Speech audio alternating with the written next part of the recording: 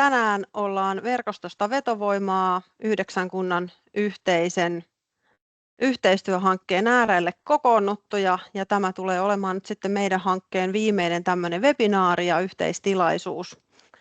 Ja haluttiin tämmöinen järjestää, koska nyt ollaan sitten julkaistu meidän maalle muuton haaveilijasta kuntalaiseksi älykäs kylä -strategia ja toivomme, että se tulee mahdollisimman laajasti ympäri Suomen tietysti sitten käyttöön, tietysti eritoten näihin meidän omiin kuntiin, mutta sitten muuttokin napatkaa ihmeessä sieltä parhaat vinkit ja parastakaa niistä teille itsellenne sopiviksi.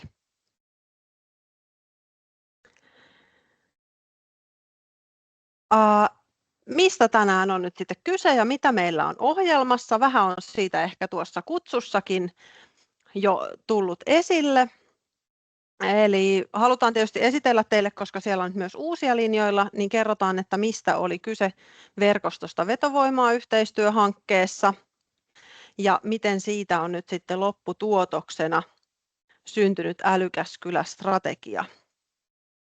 Ja vähän niin kuin pienenä yllärinä kaikille, niin meillä on tänään linjoilla nyt sitten myös meidän yksi asumiskokeilija, eli Ihana Kamala maaseutu -asumiskokeiluihin viime syksynä osallistunut Marika Mannermaa, joka on Keravalta ja perheensä kanssa sitten osallistui viime syksynä asumiskokeiluun Kankaanpäähän. Ja nyt sitten kuullaan Marikalta viimeiset terveiset, että onko se sopiva torppa tai kunta ylipäätään, tai onko kaikki natsannut, että onko jo löytynyt vai vieläkö te kunnat pääsette heistä esimerkiksi kisailemaan, että mihinkä perhemaalle sitten suuntaa.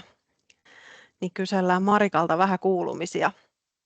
Ja sitten tietysti mennään pääaiheeseen, eli tähän meidän älykäs kylä -strategian esittelyyn. Miten sitä voi hyödyntää, miten se toimii, minkälaisia elementtejä siitä löytyy, ja esitellään tästä älykäs kylä -strategiasta nyt 4 eri toimintamallia. Sieltähän niitä löytyy yhteensä 10, mutta 4 nyt semmoista helposti hyödynnettävää nostetaan tässä nyt esille. Ja sitten lopuksi kannattaa sitten odotella ihan sinne webinaarin loppupuolella, sillä lopuksi me kuullaan sitten terveisiä tuolta Kangasniemeltä, eli piispasen Elina on sieltä sitten kertomassa, että jos yhdestä toimenpiteestä tämmöisestä tyhjien asuntojen kartoittamistyöstä voisi toteuttaa ihan kokonaisen hankkeen ja lähteä vähän isommin markkinoimaan niitä autiotaloja. Ja Kangasniemellä vietettiin tämmöisiä autiotalojen messuja tänä kesänä, niin nyt kuullaan sitten niistä tuloksia. Mä oon Syväluoma Noora-Mari ja toimin tässä Verkostosta vetovoimaa -hankkeessa projektipäällikkönä. Ja mä oon Noora Elonen ja toimin hankekoordinaattorina tässä hankkeessa. Yhteistyössä tätä hanketta ollaan tosiaan 2,5 vuotta tehty 9 kunnan kanssa ja elokuun loppuun nyt sitten hanke päättyy. Mutta kerrotaan teille nyt hiukan enemmän, lähdetään siitä liikkeelle, että mikä oli Verkostosta vetovoimaa -hanke tai vielä tämän kuukauden verran tätä työstetään, niin mistä on kyse. 9 kuntaa Pohjois-Satakunnasta ja Luoteis-Pirkanmaalta muodostaa Leader Pohjois-Satakunnan alueen. Tullaan ihan tuolta meren rannasta sitten vähän jo sisämaahan päin, niin 9 kuntaa yhdessä lähti miettimään aiheita maaseutukuntien elinvoimaisuuden kehittämiseksi ja maalle muuton kynnyksen madaltamiseksi. Tässä oli 12 toimenpidettä yhteensä. Nämä nivoutui 5 eri työpakettiin. Hankeaika oli 2,5 vuotta. Se on nyt vähän parilla kuukaudella nyt sitten pidentynyt tässä loppuvaiheessa. Mutta nämä 9 kuntaa oli ihan täysiä yhteistyökumppaneita meidän kanssa, eli Leader Pohjois-Satakunta tätä hanketta hallinnoi ja me 2 työntekijää sitten tässä hankkeessa. Hanke on älykäs kylä -teemainen hanke, joten jo hankemuotokin velvoittaa siihen, että tämmöinen älykäs kylä -strategia tulee tuottaa, mutta sille on annettu aika tämmöiset laveat piirteet, että millä tavalla se tuotetaan ja mitä se tulee sisältämään. Ja tänään nyt sitten tuutte näkemään, että mikä se meidän versio on. Mutta älykäs kylä -hanke pitää olla myös innovatiivinen. me ollaan mietitty näitä toimenpiteitä siitä näkökulmasta, että miten sitä maallemuuttoa voisi edistää juuri meidän kunnissa, ja oikeastaan mikään näistä toimenpiteistä ei ole täysin kopioitu mistään aikaisemmista toteutuksista. Tämä on myös osallistava, eli ei pelkästään nämä meidän kunnat, vaan sitten tässä on ollut tosi paljon mukana ihan pelkkiä kuntalaisia, yrityksiä, yhdistyksiä. En osaa edes sanoa määrää, ihan valtaisa määrä on kuntalaisia esimerkiksi osallistunut innolla sitä omaa kuntaansa markkinoimaan. Vaikuttavuutta tälle hankkeelle me ollaan tuostu meidän laaja-alaisella viestinnällä. Hankkeesta on kirjoitettu hankeaikana muun muassa yli 30 artikkelia, ja muun muassa tämä ihana kamala maaseutu-teema on näkynyt kyllä vahvasti ihan sitten valtakunnallisissa medioissa. Ja vaikuttava ja monistettava, niin me teemme myös sen sitten tällä Älykäs kylä -strategialla, jotta kaikki voivat nyt sitten jatkossa hyödyntää näitä meidän toteuttamia toimenpiteitä. No, tässä kohtaa ei tarvitse enää esitellä sitä, että mitä tullaan tekemään, vaan harvinainen webinaari siitä, että menemme suoraan tuloksiin. Eli tosiaan, niin kuin kerroin, niin meillä alkuun oli työpaketteja 5 kappaletta tässä hankkeessa, ja 5 eri työpakettiin oli jaettu nämä toimenpiteet, ja niitä oli yhteensä 12. Ja kaikki toimenpiteet tuli tähtäämään tosiaan siihen, että näyttäisi yhteisenä maaseutualueena ja madallettaisiin sitä maallemuuton kynnystä, ja pureuduttiin lopulta aika syvälle siihen, että mitkä ne tekijät on, mitkä vaikuttaa sitten todella siihen maallemuuttoon. Toimet pyrittiin toteuttamaan niin, että ne tukee toisiaan, että mikään toimenpide ei jäisi irralliseksi. Että kun esimerkiksi tästä nyt, jos sieltä poimisin tuolta joitain, niin esimerkiksi asukastarinoita kerrottiin niin, että näitä käytettiin hyväksi sitten meidän asumisen tapahtumapäivän markkinoinnissa. Ja myös kuntavideoita, jotka toteutettiin kunnissa, tämmöisiä muuttajalle suunnattuja kuntavideoita, niin ne julkaistiin juuri ennen meidän asumisen tapahtumapäivää, jotta niistä saatiin täyshyöty sitten. Ja monia materiaaleja, mitä on tuotettu, niin kunnat pystyy edelleen sieltä uudelleen jakamaan näitä postauksia ja artikkeleita, että ne on ihan edelleen relevantteja. Jos tuloksia muutaman tuolta nyt nostan esiin, niin yllätys oli meille se, että tiedettiin toki, että maaseudusta kaupungilaiset haaveilee, niitä on paljon, mutta että edelliskeväänä huhtikuussa, kun haku oli auki asumiskokeiluihin, niin saatiin 223 hakemusta, niin sehän oli ihan valtaisa määrä, ja mikä parasta siinä oli, ja vielä merkityksellisempää se, että nämä oli ihan totuudenmukaisia hakemuksia, eli oikeastaan yksi kappale oli semmoinen vähän vitsillä heitetty ehkä hakemus, mutta muut olivat ihan tällaisia aitoja hakemuksia. Ja tämän jälkeen päästiin toteuttamaan sitten 9 kunnassa asumiskokeiluja, ja niitä oli yhteensä 20, johon osallistui sitten 43 asumiskokeilijaa. Lisäksi vielä muutamia lemmikkejä sitten päälle. Mutta ihan mieletön määrä, eli maaseutu kyllä kiinnostaa. On kehitetty etätyötiloja, on käännätetty verkkosivuja kunnissa tekoälyavusteisesti eri kielille, jotta olisimme saavutettavampia. On luontokohteiden näkyvyyttä parannettu, ja sitten tosiaan tehty laaja-alaista viestintää, eli yli 50 mediaosumaa muun muassa, ja ihana kamala maaseutu-yhteisö on kerännyt semmoisen 1500 seuraajan porukan, että edelleen halutaan tietää näistä meidän kunnista, että minkälaisia asumisen ja elämisen mahdollisuuksia täällä on. Me markkinoitiin tämän hankkeen aikana maaseutua ja tätä meidän koko aluetta rehellisesti ja aidosti. Ja niin kuin tuolla yläkulmassa nyt lukeekin, että maaseutu ei sovi kaikille, sopisiko se sinulle, niin se oli se meidän kantava teema ja voima. Ja me ehkä koetaan niin, että tämä ei pelkästään ollut tämän Leader Pohjois-Satakunnan alueen pelkkää aluemarkkinointia, vaan kyllähän me tässä samalla markkinoidaan maaseutua yleisesti. Et varmasti sataa myös muidenkin laariin tämä meidän tekemä työ.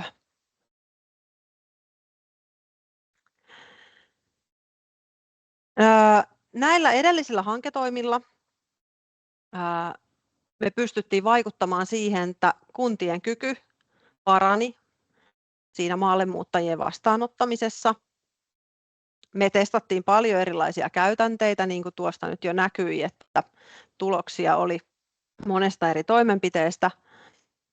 Ja me pyrittiin löytämään niitä keinoja ja tapoja siihen maallemuuton kynnyksen madaltamiseksi ja houkuteltiin rehellisellä markkinoinnilla erottuvasti niitä uusia asukkaita ja sitten kehityttiin tietysti alueena ja näyttäydyttiin yhtenäisenä maaseutualueena.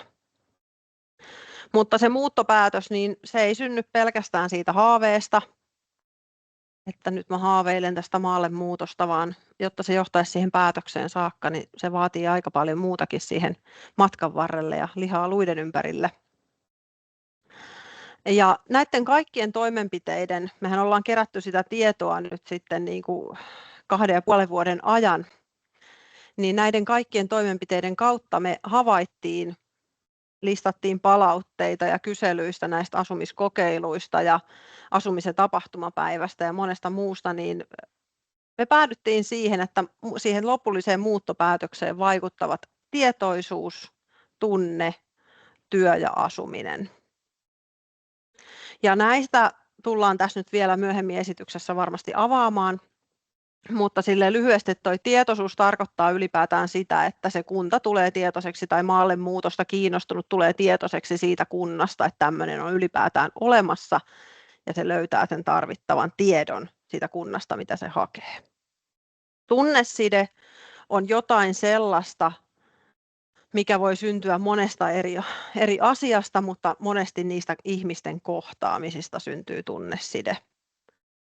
Tai se liittyy johonkin muistoon vaikka menneisyydestä ja sieltä uudelta paikkakunnalta löytyy joku siihen samaan liittyvä asia tai muu.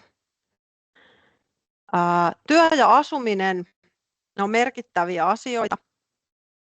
Niihin on vaikeampi muuttaa, niiden tarpeet on yksilöllisempiä. Ne ei ole niin selkeitä, että mä pystyisin sanoa, että mulla on tarjota tällainen työ, jos ei se kohtaakaan nyt sitä maallemuutosta haaveilevan koulutusta tai kiinnostusta. Tai mulla on tarjota tällainen omakotitalo ostaa, jos se etsiikin sitten vaikka vuokra-asuntoa. Et siihen on vaikeampi löytää niitä suoria ratkaisuja, vaihtoehtoja täytyy olla, mutta tietoisuuteen ja tunnesiteeseen me pystytään helpommin ja pienemmillä ja yksinkertaisimmilla toimenpiteillä vaikuttamaan. Me ymmärrettiin tämän hankkeen aikana myös se, että matkailijalla ja asumiskokeilijalla on erot. Monet kunnat tekee matkailumarkkinointia, mutta ne ei ole niitä samoja asioita, mitä se asumiskokeilija tai maallemuutosta haaveileva kaipaa ja mitä tietoa ne etsivät. Et on tehtävä kohdennettua viestintää suoraan maallemuutosta kiinnostuneelle tai sille muuttajalle. Eli matkailija, kun se tulee kuntaan, niin se näkee nähtävyydet ja luontokohteet ehkä itsenäisesti. Hän näkee kasvottomia ihmisiä tapahtumissa. Hän on tavallaan niin kuin ulkopuolinen, hän ei ole sen yhteisön sisällä. Ja matkailijalla on tavallaan tämmöinen lomamoodi ehkä päällä, että hän odottaa vähän sellaista luksusta, rentoutumista. Odotukset on aika korkealla. Kun sitten taas asumiskokeilija ja se maallemuutosta haaveileva, kun se tulee tähän kuntaan tutustumaan ja vierailemaan, niin hän hakee niitä arjen asioita, arjen palikoita, mitkä hänelle sopii. Eli siellä hän haluaa nähdä ne ruuhkattomat kaupat, mihin auto pysäköidään, missä mä harrastan sitä mun lempiharrastusta, onko koululuokassa seinät. Oli muun muassa yhden asumiskokeilijan kysymys, kun hakivat meille asumiskokeiluun. Nämä on ihan hyvin arkisia asioita, jotka muodostuu sit tapaamista ja keskusteluista esimerkiksi kunnanjohdon kanssa, jolloin saa sitten myös lämpimän vastaanoton. Eli he on hyvinkin sitten sisäpuolella ja etsii semmoisia arkisia asioita. Ja niin kuin sanoin, niin tässä tosiaan pyrittiin nyt sitten esittelemään maaseutua mitään kaunistelematta, ja meillähän semmoisena vahvana pohjana on toiminut jo aikaisemmin 2 vuotta sitten julkaistu maaseudun brändikirja, mikä kannattaa myös kyllä sitten ehdottomasti lukasta läpitte, kun maaseutumarkkinointia toteuttaa, niin sieltä saa sellaista yhteistä linjaa ja sitä me lähdettiin sitten toteuttamaan. Seuraavassa kuvassa mennään aika syvälle sitten jo tähän meidän ideologiaan ja ajatteluun, koska me ollaan näitä pohdittu paljon, näitä asioita, sitä maallemuuttajan polkua ja miksi se päätyy johonkin tiettyyn kuntaan tai miksi joku tietty kunta päätyy edes sinne valintojen listalle. Ja pohdittiin hetken aikaa Nooran kanssa, että julkistetaanko tätä edes teille, mutta koska tämä on meidän hankkeen nyt viimeinen tämmöinen tilaisuus, niin me halutaan, että kaikki muut saatte tästä mahdollisimman paljon irti. Ja jos tämä auttaa teidän ajatuksia eteenpäin, niin se on meille sitten isompi voitto kuin se, että tämä voi olla tämä meidän ajatus hieman keskeneräinen vielä ja kuvakin keskeneräinen. Mutta jostain on lähdettävä liikkeelle ja tämä kokonaisuus perustuu nyt tähän meidän kokemukseen. Tässä on luultavasti voi olla jotain asioita liikaa tai jotain asioita ei ole pohdittu ihan loppuun asti, mutta mä yritän nyt vähän avata sitä meidän ajatusta, mikä tässä taustalla on. Ja jos lähdetään liikkeelle tuolta ylhäältä, niin me ollaan pohdittu tässä sellaista asiaa, että mikä on se maallemuutosta haaveilevan polku johonkin tiettyyn kuntaan ja miksi se päätyy juuri johonkin kuntaan ja miten me voitaisiin edes päästä ylipäätään kuntana tai kylänä tai maalaiskaupunkina sinne valintojen listalle. Niin tuolta ylhäältä kun lähtee liikkeelle, niin se maaseudusta haaveileva tutkii ensin vaihtoehtoja ja punnitsee niitä vaihtoehtoja ja etsii sitä tietoa. Hänellä voi olla siellä pohdinnassa, että onko Länsi-Suomi, onko Itä-Suomi, onko se Lappi vai Etelä-Suomi, maalaiskaupunki, kunta vai kylä. Vähän sitä jaottelua ylipäätään, että minkä tyyppistä. Ja sillähän hän lähtee sitä skaalaamaan. Ja tässä kohtaa voi tapahtua jo tietty tavallaan karsinta niiden kuntien osalta, että osa noista kunnista, joita kuvastaa nyt nuo punaiset pallot, niin ne tässä kohtaa eivät vaan tule valituksi. Eli ne voi olla nyt noita punaisia tai sinisiä, että nuo sinisetkin voi sitten tipahtaa, jos ei ne sovi siihen sopivaan alueeseen, mistä tämä henkilö hakee sitä kuntaa. Se voi myös pohtia, että onko se lähellä vai kaukana, minkälaisia muita elementtejä tavallaan siinä elämässä on, onko kesämökkiä, onko sukulaisia, vanhempia, mummoa tai vaaria tai mitä tahansa, että mitkä vaikuttaa tavallaan siihen sijainnin valintaan.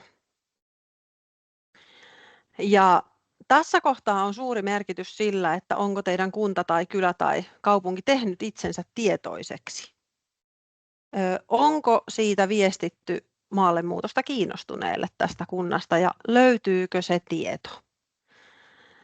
Tätä kullanarvoista tietoa me saatiin meidän asumiskokeilijoilta, että siellä oli monia asumiskokeilijoita, jotka tunnistivat sen hetken tai sen, että se vie ihan hirveän paljon aikaa, kun he tutkivat näitä kuntia, että mitä tietoa löytyy. Ja kyllä se tässä sosiaalisen median ajassa tietysti on sekin ne Instagram-tilit ja Facebook-sivut ja TikTokit ja muut, mutta sitten se on kyllä se semmoinen peruskivijalka tavallaan se kunnan verkkosivu, mistä sitä tietoa kuitenkin haetaan. Ja sieltä se tieto on löydyttävä niin, että maallemuutosta kiinnostunut sen helposti löytää. Et ei tarvitse käydä etsimässä koulua ja kirjastoa ja harrastuksia monelta eri sivulta, vaan on kootusti sitten yhdessä paikassa.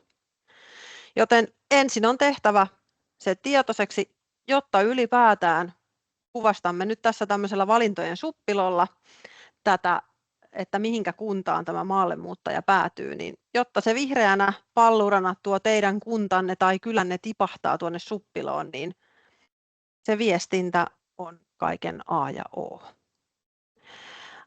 Olen nostanut tuonne ylös myös unelmatyön tai ihanan asunnon. Voi olla unelmien asunto. Sellainenkin voi tulla vastaan, jolloin tavallaan se kunta tipahtaa tuonne suppiloon vähän niin kuin vahingossa. Se ei tipahdakaan sinne siitä syystä, että se olisi tehnyt hyvää viestintää, vaan vaan se ihminen itse on tehnyt hyvää työtä ja etsinyt työtä tai asuntoa itselleen ja löytänyt sen unelmien asunnon, ja hän rupeaa sitten vasta sen jälkeen tutkimaan sitä kuntaa.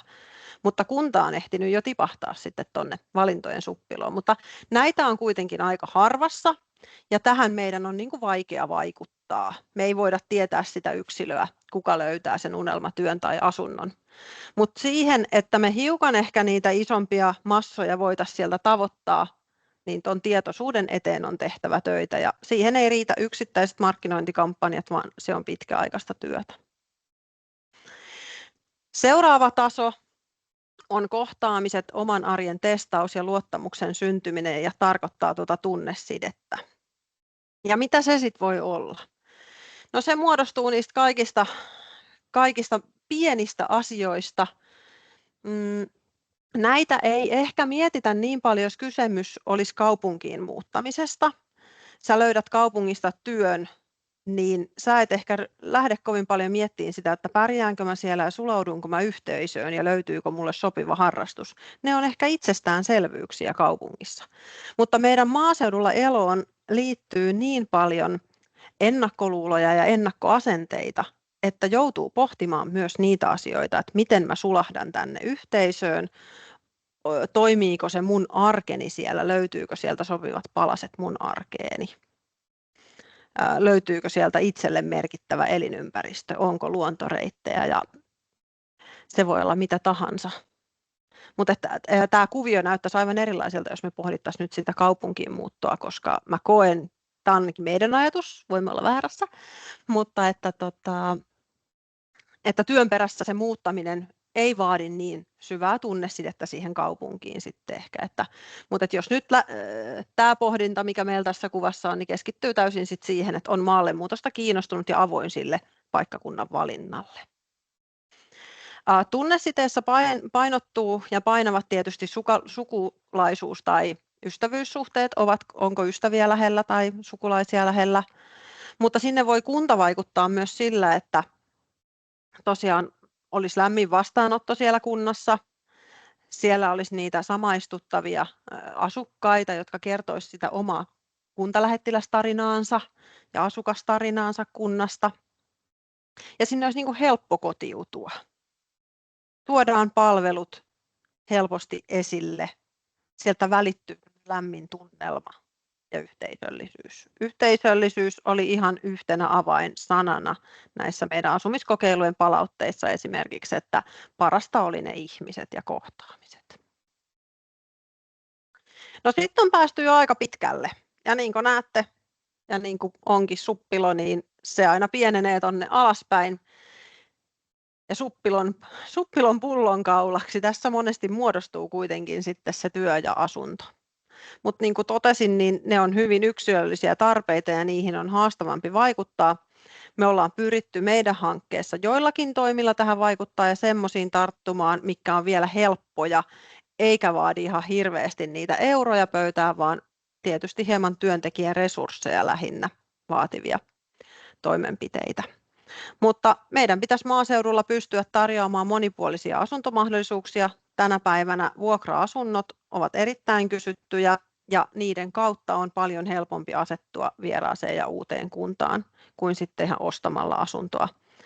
Ja pankkilainotukset on tietysti puhuttanut meitä paljon täällä maaseudulla, että senkin vuoksi vuokra-asuntoja ja tyhjiä asuntoja kannattaisi kartoittaa vielä enemmän, mitä olisi sitten vuokralle saatavilla. Etätyömahdollisuuksia, se on meidän maaseudun aivan uskomaton voimavara, mikä on aivan liian vähän hyödynnetty voimavara. Eli työt karkaavat monesti kaupunkeihin, mutta monia töitä on tehtävissä etänä, joten etätyömahdollisuuksien parantaminen on myös meidän ihan yksi valttikortti. Avoimet työpaikat, työpaikkojen syntyminen ja niiden lisääminen, niin se vaatii huomattavasti paljon enemmän resursseja sitten jo paikkakunnalla. Toki sekin tärkeää, mutta nyt kun meillä on tarkoitus tässä strategiaoppaassa tavallaan olla sellaisia toimenpiteitä, jotka olisi helposti monistettavissa ja käytettävissä, niin silloin puhutaan lähinnä noiden etätyömahdollisuuksien parantamisesta työn osalta. Muuttopäätös syntyy sitten luultavasti, kun nämä palikat toivottavasti loksattavat kaikki kohdilleen. Mutta sitten haluan vielä lopuksi nostaa tuonne alle sanan pitovoima. Ja koemme ehkä niin, että pitovoimaan yksi suurin vaikuttavimmista asioista on tuo tunneside. Jos se jää löyhälle tuossa suppilon läpi mentäessä ja sitä tunnesidettä ei synny, niitä kohtaamisia ei synny ja asukas ei koe olevansa osa yhteisöä, niin hän on herkemmin myös menetettävissä. Että silloin tulee työtä myös jatkaa siellä ja pystyttävä vastaamaan myös sit siihen kotoutumisprosessiin. Nuolet johtaa meidän ihana kamala maaseutustrategiaan, sen kansilehteen, ja toivottavasti sieltä saatte nyt eväitä sitten tähän. Sieltä sisältä ei tätä kuvaa löydy. Tämä rakennettiin eilen vielä viimeiseksi, kun halusimme tätä teille jollakin tavalla kuvastaa, ja toivottavasti tämä vähän avaa teidän ajatusta, jos saitte ajatuksesta kiinni, koska tätä kuvaa on myös haastava ehkä hieman avata, mutta tämmöisten pohdintojen kautta me ollaan menty aika, en tiedä voisiko sanoa syviin vesiin tämän asian kanssa, mutta aika syvällisiä ollaan tämän asian kanssa pohdittuja, kun ne on tavallaan niin erilaisia ne polut, mitä kautta se maallemuutto sitten lopulta tapahtuu. Että maallemuuttotyötä tehdään muuttaja kerrallaan, että se ei massoina tapahdu. Mutta tähän kohtaan, ennen kuin me lähdetään sitten niitä malleja esittelemään, niin nyt olisi kyllä kiva kuulla, että kuinka monet kunnat päätyneet perhe Mannermaan suppiloon ja onko sieltä jo joku kunta putkahtanut pihalle vai missä tilanteessa nyt sitten ollaan. Eli noin vuosi sitten Marika, Juha, Leo ja Emma olivat 2 koiransa kanssa sitten Lusin ja Luken kanssa täällä Kankaanpäässä kokeilemassa maaseutuasumista ja nyt olisi mukava sitten kuulla, että missä tällä hetkellä mennään. Oliko Marika meillä siellä linjoilla? Täällä ollaan linjoilla, kuuluuko?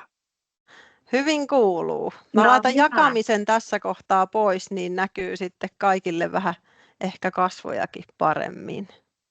Mukava nähdä. Moikka. Kiitos tästä mahdollisuudesta, että pääsen kertomaan meidän tarinaa ja kiitos vielä ihan mahtavasta ihana kamala maaseutukokemuksesta, että se kyllä jää meidän muistiin.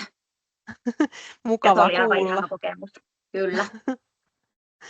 Joo, noin vuosi sitten täällä olitte ja minulla olisi oikeastaan sinulle ensimmäisenä kysymyksenä, että muistatko edes aikaa ennen asumiskokeilua, että minkälaisia teidän maallemuuton haaveet silloin olivat?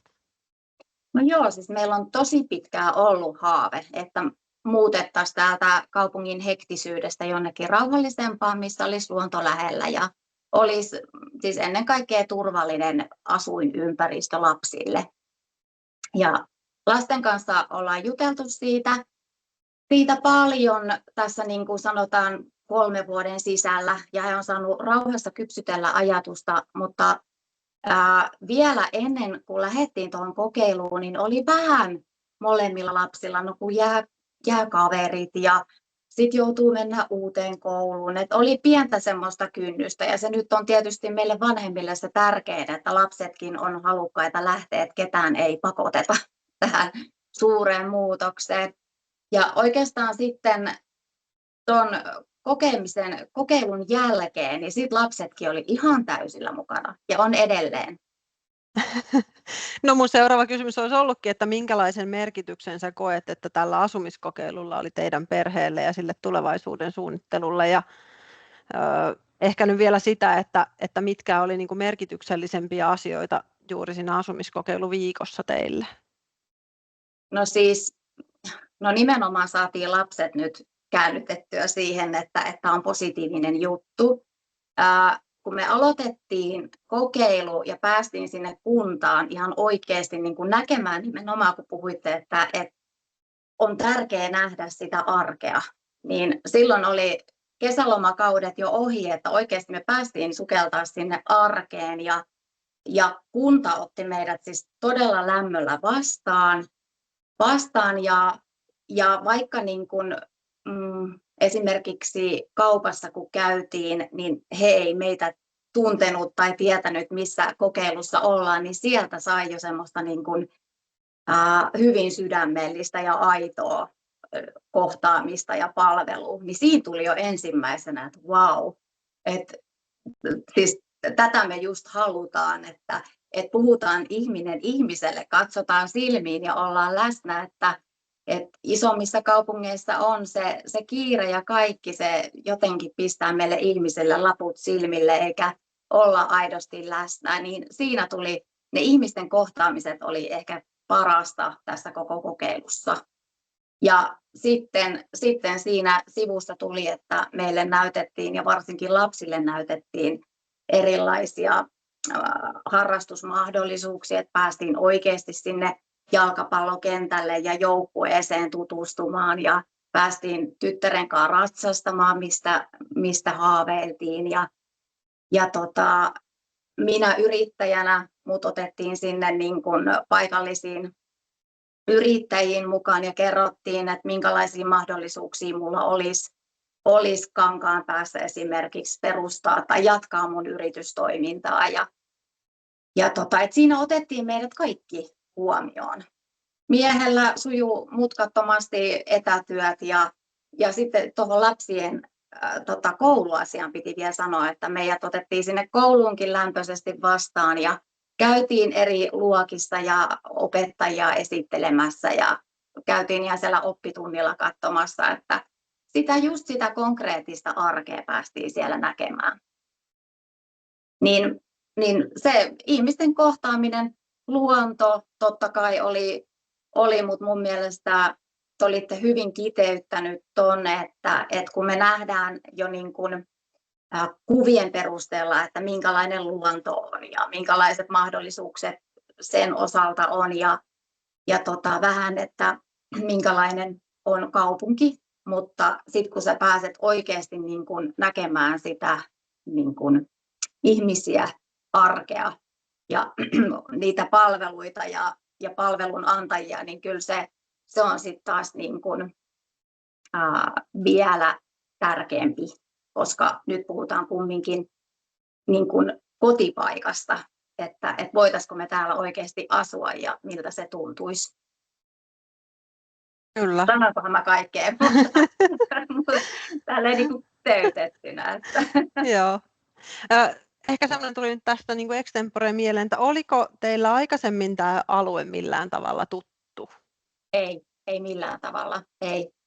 Mun mies näki teidän ilmoituksen, olikohan se nytten, no jossain netissä se tuli vastaan ja huikkasi mulle, että vitsi, tämä olisi aika kiva. Ja sitten me niin kun kokeiltiin kepillä jäätä, että noinko meidät valittaisi ja katsottiin kartasta, että missä päin nämä kunnat on ja minkälaiset kunnat on kyseessä. Että siinä mentiin kyllä katsomaan sieltä verkosta vähän lisätietoa ja infoa ja sitten laitettiin ne niin kuin järjestykseen, että mihin haluttaisiin tutustua. Joo. Mutta ei ollut ollenkaan tuttu. No mutta nyt sitten ehkä kaikkia kiinnostava kysymys, että mitäs kuntia tässä on nyt sitten matkan varrella tullut tutuksi ja minkämoinen teidän suppilonne on tavallaan ollut, että onko sinne kuntia tipahtanut ja mistä syystä ja sitten ehkä lopuksi voit kertoa, että mekään ei tiedetä, että mikä teidän tilanne nyt sitten tällä hetkellä on. Onko maallemuutohaaveet toteutunut? Me ollaan katsottu hyvin paljon eri kuntia sieltä Kankaanpään lähistöltä ja sitten ollaan myös harpattu niin kuin lähemmäs, kun me täällä Keravalla asutaan, niin pikkusen lähemmäs, niin kuin sanotaan Lahti, Tampere, välimaastot. Ja siinä me ollaan myös tehty, että me ollaan katsottu paikkakunnat, me ollaan ihan tulostettu kartta ja sitten laitettu sinne vähän niin kuin suunnitelmaa, että lähdetään tekemään roadtrippiä perheen kanssa. Mutta ennen sitä ollaan otettu tietoon, että löytyykö kunnasta koulut ja yläaste, ala-aste, lukio, minkälaisia palveluita sieltä löytyy. Ja sitten kun ne on vaikuttanut, että puhuttelee ja toimii meidän perheelle, niin sitten me ollaan tehty, että me ollaan lähdetty niin kuin kuntiin kiertämään, ajeltu siellä ja käyty kävelemässä ja katsottu, että voisiko täällä asua. Ja mehän etsitään just niin kuin sitä maaseutuasumista, että ei niinkään kaupunkiin, mutta kyllä se kaupungista lähtee, että käydään ensin tutustua siellä ja sitten ruvetaan laajentaa sitä, että missä kaupunginlaidassa me voitaisiin asua. Että tämmöinen on ollut meidän taktiikka. Ja tuossa itse asiassa ollaan ensi viikonloppuna menossa, no mä voin kunnankin sanoa, tuohon Kärkölään, Järvelään. Siellä pidetään tämmöinen, pitää luntata, mikä se nyt oli, Unelmakoti maalla tapahtuma. Ja se Hyvä on, Kärkölä. niin, todellakin. Siis, että tämmöisiä lisää, koska nyt me mennään tutustumaan. Me ollaan käyty vähän jo ajelemassa kaupungissa ja nähty, että minkälainen kunta on kyseessä, mutta nyt me päästään sitten kuulemaan ja näkemään niitä kuntalaisia ja että mitä he on tarjoamassa. Siellä esitellään tontteja, vapaita tontteja, esitellään talopaketteja, on avoimia ovia sitten näillä nykyisillä niin kuin vapaana olevilla asunnoilla, että mitä siellä on tarjolla, niin päästään niitä katsomaan. Ja sitten siellä on järjestetty lapsille ja lapsillekin siis niin kuin omaa tekemistä, että tuommoisia mun mielestä pitää olla enemmän ehdottomasti. Ja niin kuin puhuitte, niin meillä on myös ollut se, että me ollaan katsottu vuokra-asuntoja. No nyt päästään ehkä siihen, että mistä tilanteessa me nyt ollaan. Meillä on oma asunto myyty täällä Keravalla. Me ollaan tällä hetkellä vähän ihmeissään, koska meillä ei ole vielä asuntoa. Ja syyskuussa pitäisi olla jo tästä kodista pois. Niin me ollaan myös muuttamassa nyt ensin vuokralle, että me saadaan rauhassa etsiä sitä meidän unelmien paikkaa. Ja me päädyttiin siihen, kun me ei vuokra-asuntoja löydetty näistä paikkakunnista, mitä ollaan käyty katsomassa, niin me jäädään tänne Keravalle vuokralle ja nyt sitten katsotaan, että mikä kunta kutsuu ja mistä se meidän unelmien maaseutukoti löytyy. Mutta isot pyörät lähti pyörimään kyllä ehdottomasti tuon kokeilun jälkeen. Ja onhan tämä semmoinen palapeli, että tässä on paljon hommaa, että ei lähdetä tuosta noin vaan myymään kotiin, mutta me ollaan jo näin pitkällä. Te olette ihan superrohkeita. Ihan todella mahtavaa. Tai sitten hirveän hulluja. Mutta unelmien perässä on tehtävä ratkaisuja. Kyllä, nyt lähdetään kohti unelmia. Mahtava kuulla. Mä mietin, että oliko mulla sulle vielä. Ehkä semmoinen huomio, minkä tein tuosta nyt sun noista sanoista, oli se, että te teette selkeästi tätä nyt se kunta edellä. Et kun käytiin äskeistä kuvioa, niin teille ei niin paljon vaikuta siihen, että nyt heti pitäisi löytyä ehkä välttämättä se unelmien koti. Että voi muuttaa tosiaan vuokralle ja sitten etsiä siltä alueelta vielä sitä unelmien kotia.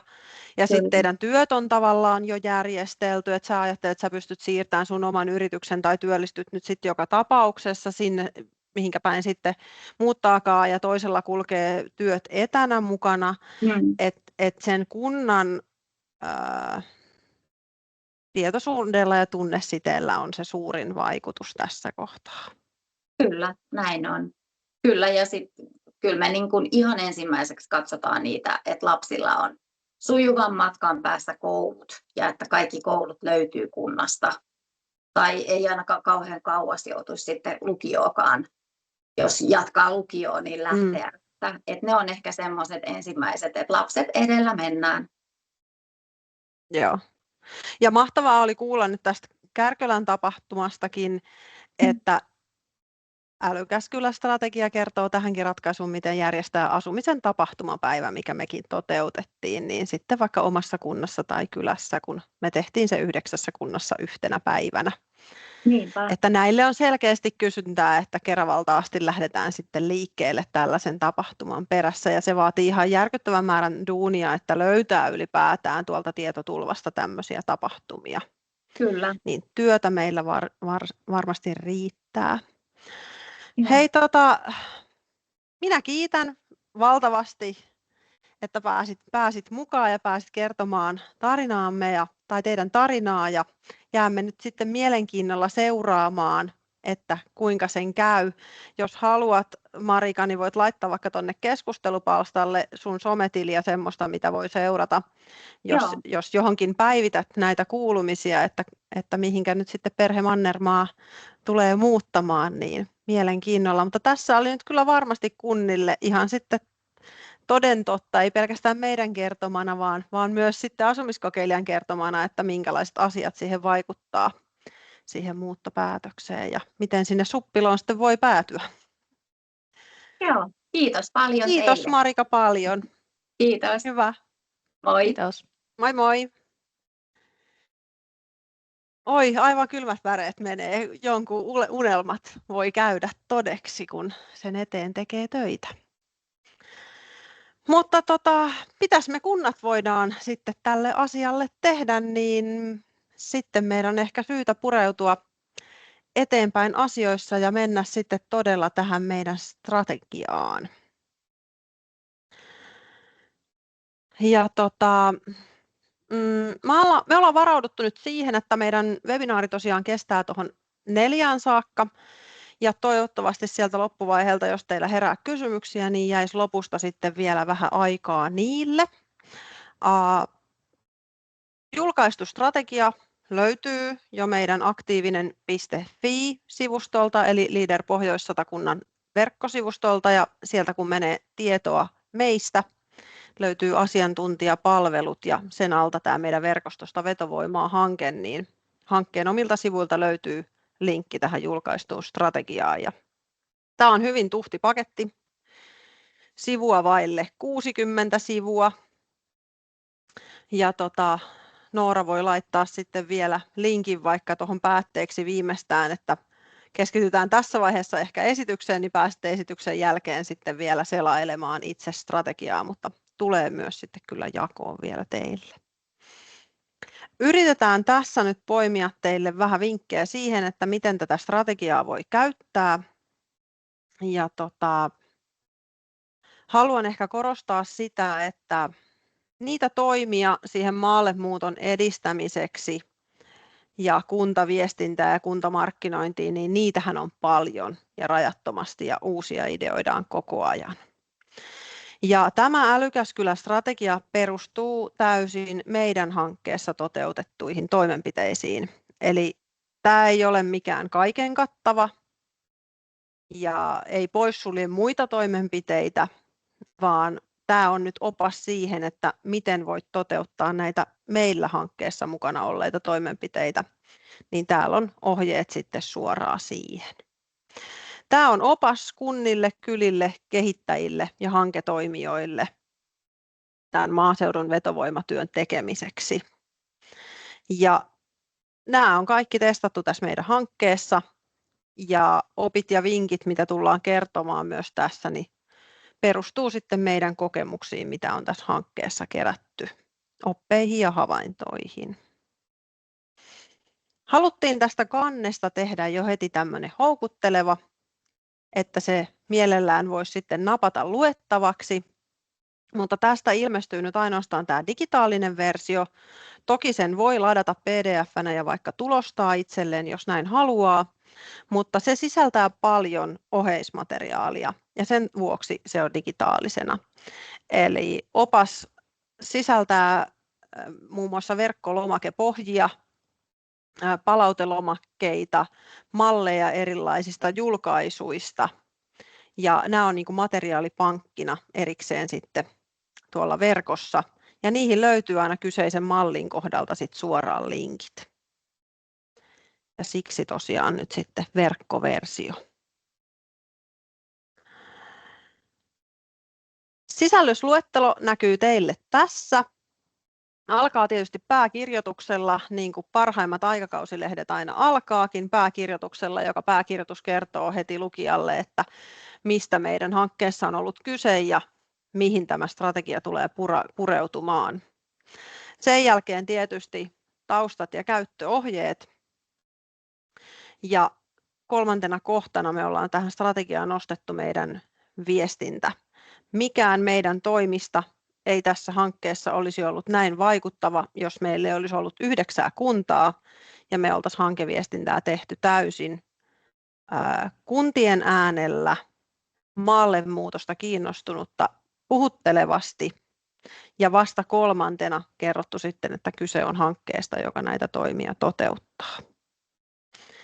Se oli meidän marssijärjestys ja siksi sekin on nostettu tähän, että vain viestimällä voit vaikuttaa niihin asioihin.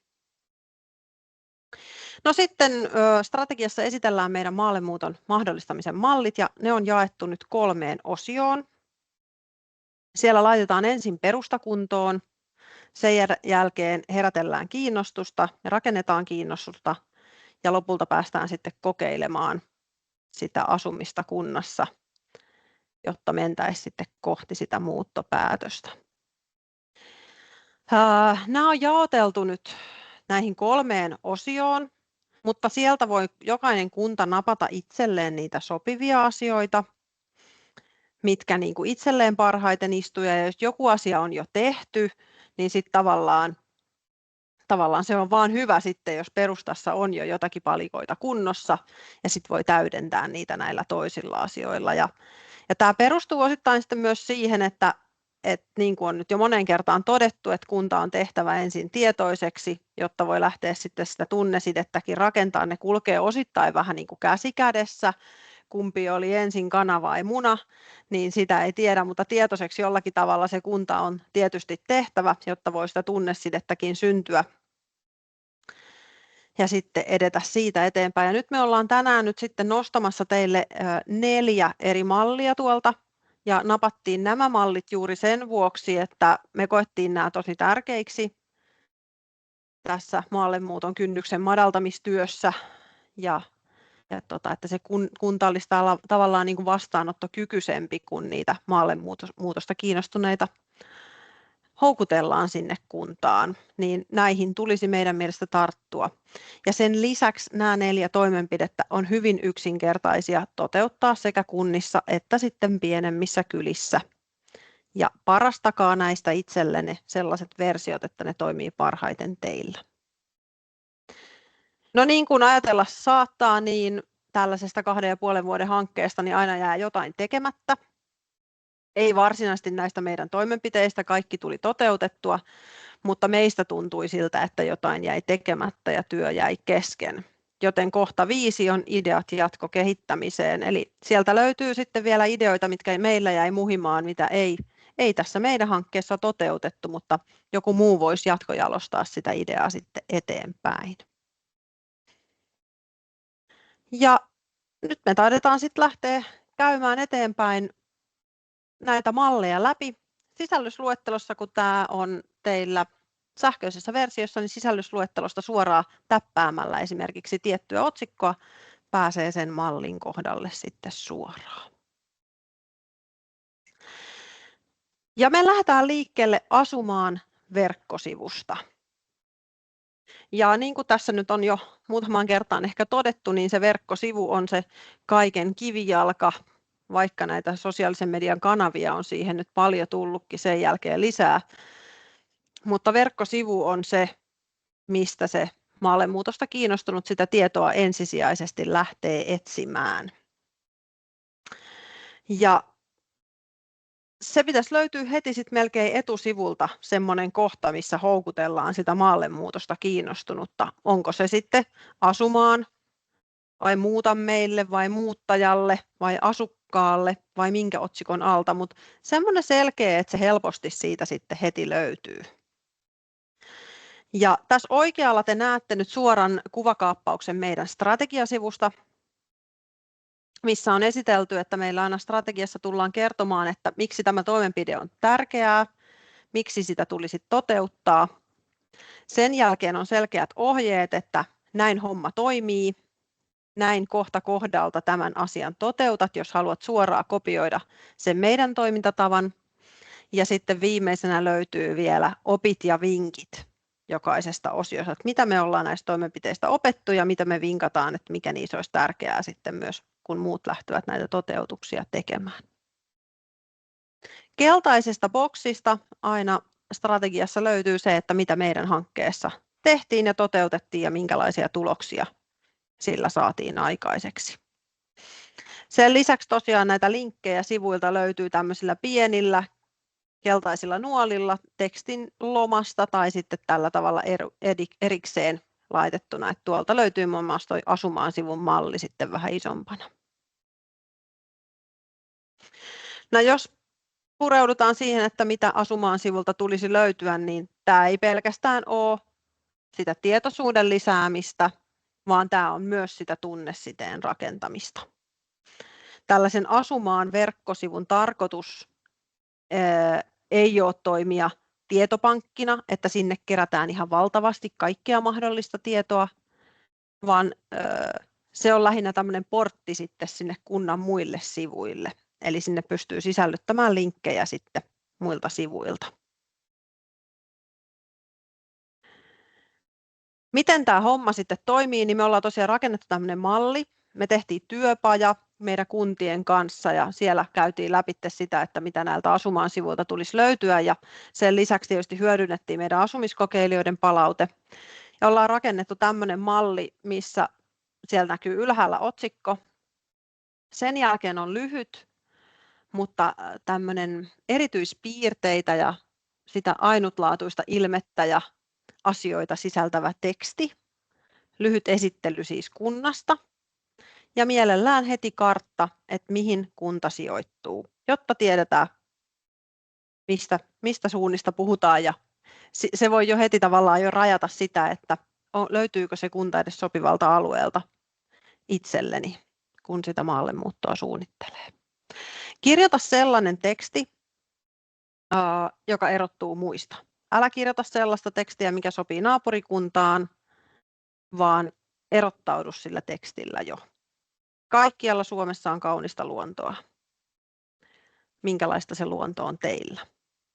Toiset etsivät havupuisia metsiä ja toiset etsivät merta, kolmannet järveä ja yksi vaikka sitten peltoa, että avaa vähän lisää sitä asiaa. Ja tässä voi jo, jos on tilaa kertoa, niin muutaman harrastuksen, mitkä jos paikkakunnalla on selkeät vaikka pari harrastusta, mitä siellä suositaan tai on helppo harrastaa, niin voi nostaa esille, tai vaikka muutaman vetovoimaisemman yrityksen voi nostaa tässä esille, tai työllistäjän, tai vaikka luontokohteen. Et meillä on tämä kansallispuisto tässä ihan vieressä tai muuta. Seuraavassa kohdassa on aika erottua, eli tähän tulee kunnan slogan.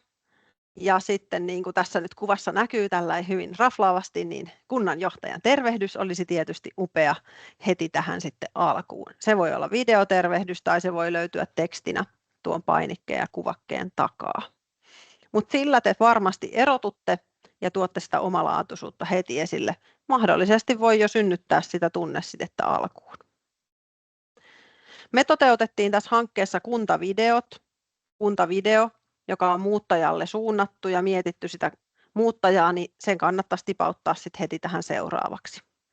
Meidän kuntavideot löytyy muun muassa Ihana kamala maaseutu Instagram-tililtä, jos haluatte kurkata, ja Leader Pohjois-Satakunnan YouTube-kanavalta, jos haluatte sieltä ottaa vähän mallia ja tehdä omanlaisenne sen mukaan. Ajankohtaiseksi tämän Asumaan sivun tekee se, että jos teillä on joku tiedotuslehti, semmoinen, mikä ei ole pelkästään suunnattu matkailijalle, vaan joku kuntauutiset tai muu vastaava, mikä teiltä tulee pihalle, kylän vuosittainen vuosilehti vaikka. Mutta se näkyisi, että tänne päivitetään näitä ja tämä sivu on elossa. Jotain ajankohtaista sille maalle muuttajalle. Ja sen jälkeen seuraavina ehkä osittain tämän asettelunkin vuoksi, niin tässä on heti helppo kertoa, että miten yhteydet, saavutettavuus, miten paikkakunnalle päästään. Lisää tunnesidettä synnytetään sillä, että ne asukastarinat, kuntalähettilästarinat, mitä on kerätty, niin ne olisi kerätty heti tähän seuraavan linkin taakse ja sitten muuttoagentti. Jos sellainen kunnasta löytyy, että joka on aina valmis vastaamaan, että kun maallemuutosta kiinnostuneella herää joku kysymys, niin jos yhteystiedot löytyy ton takaa, niin aina on helpompi lähestyä. Koko mallin tästä te löydätte nyt tuolta meidän strategiasta, mutta seuraavat osiot on tässä tavallaan tässä sivustolla sitten se, että esitellään lyhyesti ne palvelut, päiväkodit, koulut, harrastusmahdollisuudet ja tavallaan sitten kunnan yhteystiedot, mutta kurkatkaa loppumalli sitten sieltä strategiasta. Ja tässä on vähän vinkkejä sitten tässä sivulla myös siihen, että miten tuota sivua tulisi sitten rakentaa. Ehkä tärkeimpänä nappaisin tuon viimeisen jopa, että pidä sivu ajankohtaisena ja tiiviinä. Mitä sitten oli oppeja ja vinkkejä meillä tästä asumaan sivun rakentamisesta? Hyvälaatuiset kuvat on ihan tietysti kaiken A ja O. Valitse vain sellaisia kuvia, millä todella haluat sitä paikkakuntaa markkinoida. Ja vaikka se tekoäly tuolla meitä kovasti viekin mukanansa, niin mehän ei käytetä verkkosivuilla tekoälykuvia.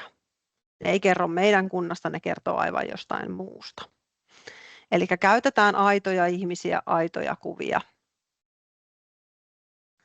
Kuvapankkikuvia voi korkeintaan käyttää tämmöisissä yleisjulkaisuissa sitten, jos jotain semmoisia on, mutta ei maaseutumarkkinoinnissa.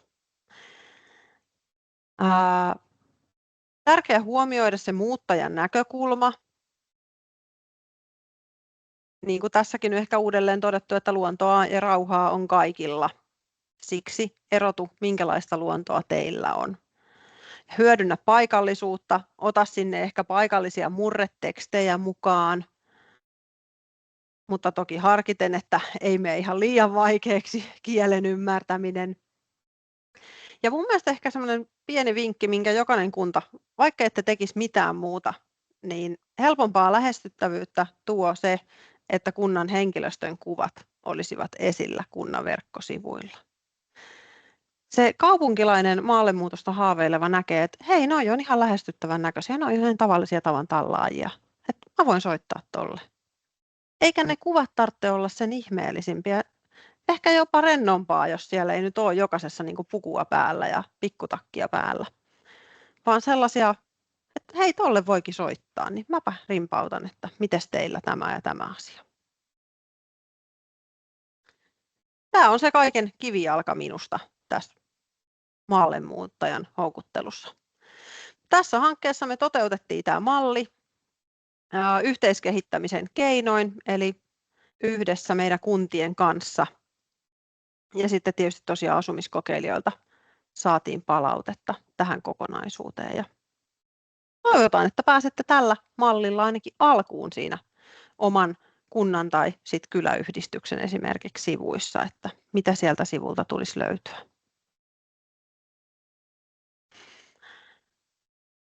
Sitten seuraavana meillä on asukastarinat. Ja tämähän on nyt sitten sitä samaistuttavuutta ja tunnesidettä parhaimmillaan. Ja mä koen, että kuntalaiset on meillä jokaisessa kunnassa semmoinen hyödyntämätön voimavara. Kuuntele kuntalaisia ja anna heidän kertoa, millaista se arki kunnassa todella on. Ehkä semmoinen lause toivoisin, että jäisi ehkä elämään teidän mieliin, että aito ja vaikuttavin niin kuin markkinointiteko tai markkinointiteksti alkaa vasta siinä, kun ne kunnan viralliset markkinointilauseet päättyy. Kun se asukas pääsee kertomaan, millaista täällä kunnassa on. Tätähän voi toteuttaa nyt sit todella monilla keinoin, kertoa näitä aitoja kokemuksia.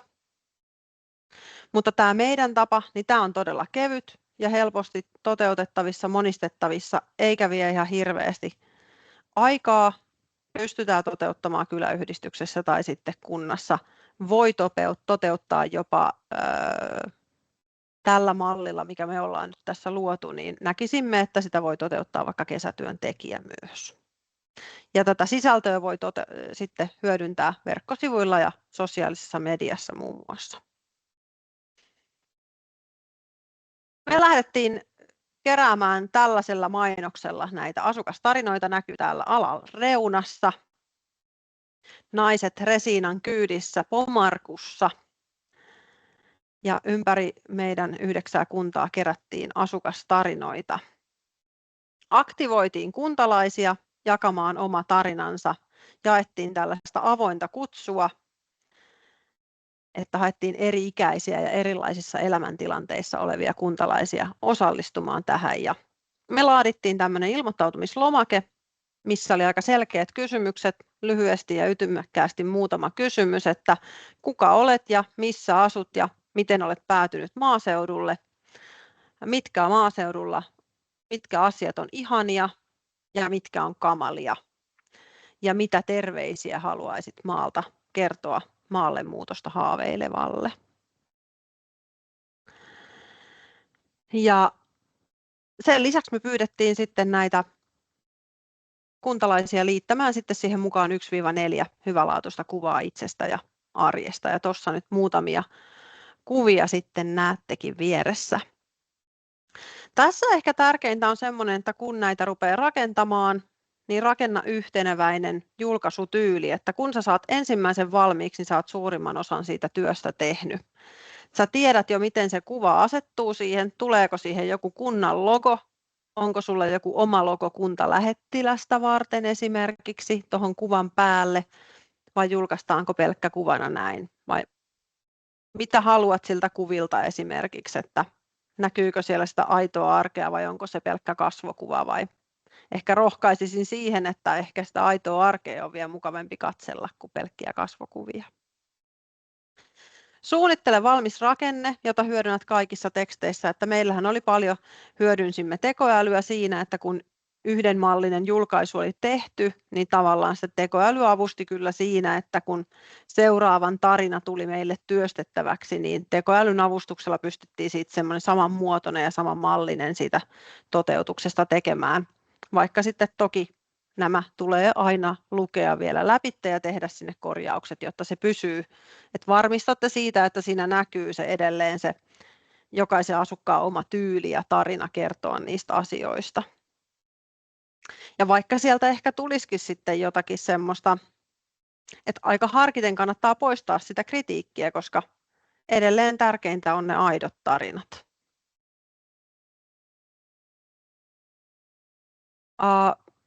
Sitten oppeja ja vinkkejä tästä, niin ehkä sellainen, että muistakaa kysyä aina luvat kuvien käyttöön, että jos te, nyt mä taisin tipahtaa jako pois päältä, laitetaan uudestaan. Näkyyhän Noora nyt? Näkyy. Hyvä juttu. En tiedä miksi tipahti yhtäkkiä tuo jako pois päältä. Mutta eli muistakaa kysyä luvat kuvien käyttöön ja tekstien käyttöön jo valmiiksi tarpeeksi laajaksi. Et miettikää tavallaan ne julkaisukanavat valmiiksi, että missä te tulette kaikkialla hyödyntämään tätä, että siellä verkkosivuilla, siellä asumaan-osiossa ja esimerkiksi sit voiko käyttää jotain kuvaa kuntamarkkinoinnissa erikseen, niin näistä kannattaa sitten ehkä vielä erikseen vielä varmistaa. Ja toinen ehkä hyvä vinkki, minkä nostan tuosta vielä, on se, että toistakaa sitä kampanjaa 1-2 kertaa vuodessa. Että nämä tarinat on aina ajankohtaisia, niin etsintäkuuluttakaa ja peräänkuuluttakaa niitä kuntalähettiläitä useamman kerran vuodessa. Joten saadaan sitten semmoista uuttakin sisältöä, kun aina ei tiedä tavallaan, että kenenkä tarina sitten sykäyttää ketäkin. Että siellä voi olla joku harrastus tai se voi olla mitä tahansa. Joku tietty, että tuo ihminen asuu nyt tällaisessa talossa, niin se kiinnostaa mua tässä nyt tosi paljon tai mikä. Sitten ei tiedä sitä mielenkiintoa, että mikä sitten puhuttelee aina sitä lukijaa, niin tarinoita kannattaa kerätä paljon. Meillä hankkeessa näitä julkaistiin yhteensä 31 9 kunnan alueelta.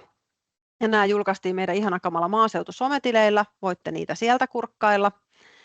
Meillä oli sellaisia julkaisuja, missä oli tämä Ihana Kamala maaseutu-logo siellä alareunassa. Ja sen lisäksi nyt osa näistä tarinoista löytyy sitten jo kuntien asumaan osioista. Et hyvin yksinkertainen ja pienellä vaivalla tehty toimenpide, jolla voi lopulta olla aika suurikin merkitys.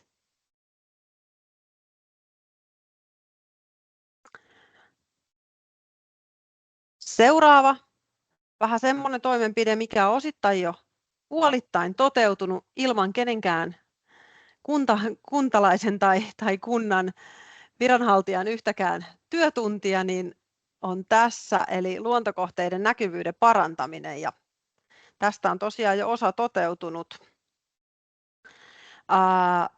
Luonto ei ole tärkeä pelkästään meidän matkailijoille. Matkailijat eivät ole ainoastaan niitä, jotka tulee luonnon perässä meidän kansallispuistoihin tai retkeilyalueille, vaan se luonto on erittäin tärkeä siinä kohtaa, kun sä lähdet tuolta betoniviidakosta liikkeelle ja lähdet sitä asuntoa täältä maaseudulta etsimään, niin kyllä se luonto tuli kaikilla asumiskokeilijoilla esille. Ja nyt viimeisimpinä vuosina koronan jälkeen niin kävijäpainehan kansallispuistoissa on kasvanut ihan valtavasti. Ja tiedot näistä kuntien luontokohteista on erittäin hajanaisesti saatavilla ja vaihtelevilla tietosisällöillä. Ja tässä kävi ihan niin kuin valtavan hyvä yhteensattuma, että meillä oli tavallaan toimenpiteenä tässä hankkeessa matkailullisten luontokohteiden digitaalisen näkyvyyden parantaminen, ja samanaikaisesti tämän hankkeen kanssa nyt sitten Metsähallitus toteutti tämmöisen verkkosivu-uudistuksen. Eli Metsähallituksen luontoon.fi-sivustolla on aikaisemmin näkynyt vain valtion kansallispuistot, erämaa-alueet ja valtion omistamat muut luontokohteet, missä voi vierailla. Ja nyt sitten tämän uudistuksen myötä Metsähallituskin halusi vastata siihen varmasti, että tuo kävijäpaine on noussut tosi kovaksi kansallispuistoissa. Ja he mahdollistaa nyt tämän tuolla luontoon.fi-sivustolla, että pientenkin kuntien tai yksittäisten kuntien ja kaupunkien retkeily- ja ulkoilukohteet näkyvät tuolla luontoon.fi-sivustolla. Ja tämä mahdollistaa maksuttomasti kuntien luontokohteiden huomattavasti helpomman löydettävyyden, tekee näistä kohteista paljon houkuttelevampia ja saavutettavampia. Ja se, kun sanoin, että tästä on nyt jo puolet tästä työstä tehty, tarkoittaa sitä, että nämä luontokohteet tulee kuntien jo aiemmin käyttämästä lipas.fi-palvelusta. Eli kunnat käyttää tämmöistä lipas.fi-palvelua siihen, että sinne syötetään ulkoilu- ja liikuntakohteita ihan tilastotiedon keräämistä varten. Ja sinne on nyt tässä uudistuksen yhteydessä tullut tämmöinen ulkotietopalvelukohta, tavallaan kohta, missä voi rikastaa näitä tietoja ja täydentää tietoja, ja se mahdollistaa nyt sitten kuntien paremman näkyvyyden. Ja miten tämä homma hoituu, niin tällä hetkellä tosiaan siellä voi näkyä, jos te menette luontoon.fiihin, niin teidänkin kunnasta siellä voi näkyä yksittäisiä laavuja, retkeilyreittejä, ulkoilukohteita, mutta niistä ei näy mitään muuta tietoa kuin ehkä sen sijainti ja korkeintaan ehkä osoite. Ja se on ihan normaalia. Näin on käynyt kaikilla kunnilla. Mutta nyt kun tämä uudistus tapahtuu, niin nyt sinne pitäisi sitten lisätä niitä valokuvia, reittiselosteita, saapumisohjeita, esteettömyystietoja, jotta niistä kohteista saadaan niin kuin mielenkiintoisia. Ja tätä työtä me ollaan nyt sitten tässä hankkeessa tehty. Eli sinne pystyy tällä hetkellä nyt täydentämään ulkoiluun ja retkeilyyn sekä pyöräilyyn, melontaan ja kalastukseen liittyvien kohteiden tietoja. Ja tällä hetkellä monen kunnan tiedot voi näyttääkin vähän tosiaan niin kuin vaillinaisilta, ja nyt ne näyttää vähän siltä, että onkohan tämä homma jäänyt kesken tai muuta, että tämä on kyllä ihan ehdottomasti sellainen asia, että tämä kannattaa laittaa kuntoon ja pienellä asioilla tehdä sitten kohteesta mielenkiintoisemman näköinen. Eli me ollaan vierailtu kohteissa, samalla seurattu, että vastaako tämä lipastieto esimerkiksi GPS-jäljen eli reittijäljen osalta sitä maastossa olevaa opastettua reittiä ja korjailtu niitä sitten sinne tietoihin. Me ollaan otettu kuvia, kirjattu ehkä semmoisia nähtävyyksiä, mitkä on niin kuin, sellaisia asioita, mitkä niin kuin tekevät siitä kohteesta erilaisen kuin muut ja miksi siellä kannattaisi vierailla. Ja sitten täydennetty nämä tiedot tuonne lipas.fi-sivustolle. Sinne tulee pyytää oikeudet erikseen Jyväskylän yliopistolta, jotta näitä kohteita voi rikastaa. Ja kohteet tulee olla kunnan omistuksessa tai muuten niin kuin tämmöisiä virallisia kohteita, että mitään naapurin laituria tai naapurin metsäpolkua sinne ei voi syöttää, vaan nämä täytyy olla niin kuin virallisia kohteita. Ja jos lähdette näitä tänne täydentämään, niin tehkää siitä kunnan kanssa sitten erikseen sopimus. Eli tästä on ollut muun muassa Suomen ladulla hankkeita menossa ja että on koulutettu vapaaehtoisia sitten täydentämään näitä tietoja. Isommat kunnat vetävät pienten kuntien ohi tässäkin, koska varmasti heillä on euroja sitten enemmän tähän asiaan laittaa, mutta tätä voi toteuttaa myös ehkä kesätyöntekijän voimin. Voi toteuttaa hyvinvointikoordinaattori tai liikuntaohjaaja. Tai sitten tosiaan, jos alueella on vaikka toimiva latuyhdistys, niin kannattaa niitäkin voimavaroja hyödyntää, koska siellä löytyy monessa sitten myös sellaisia, joilla kamera pysyy kädessä.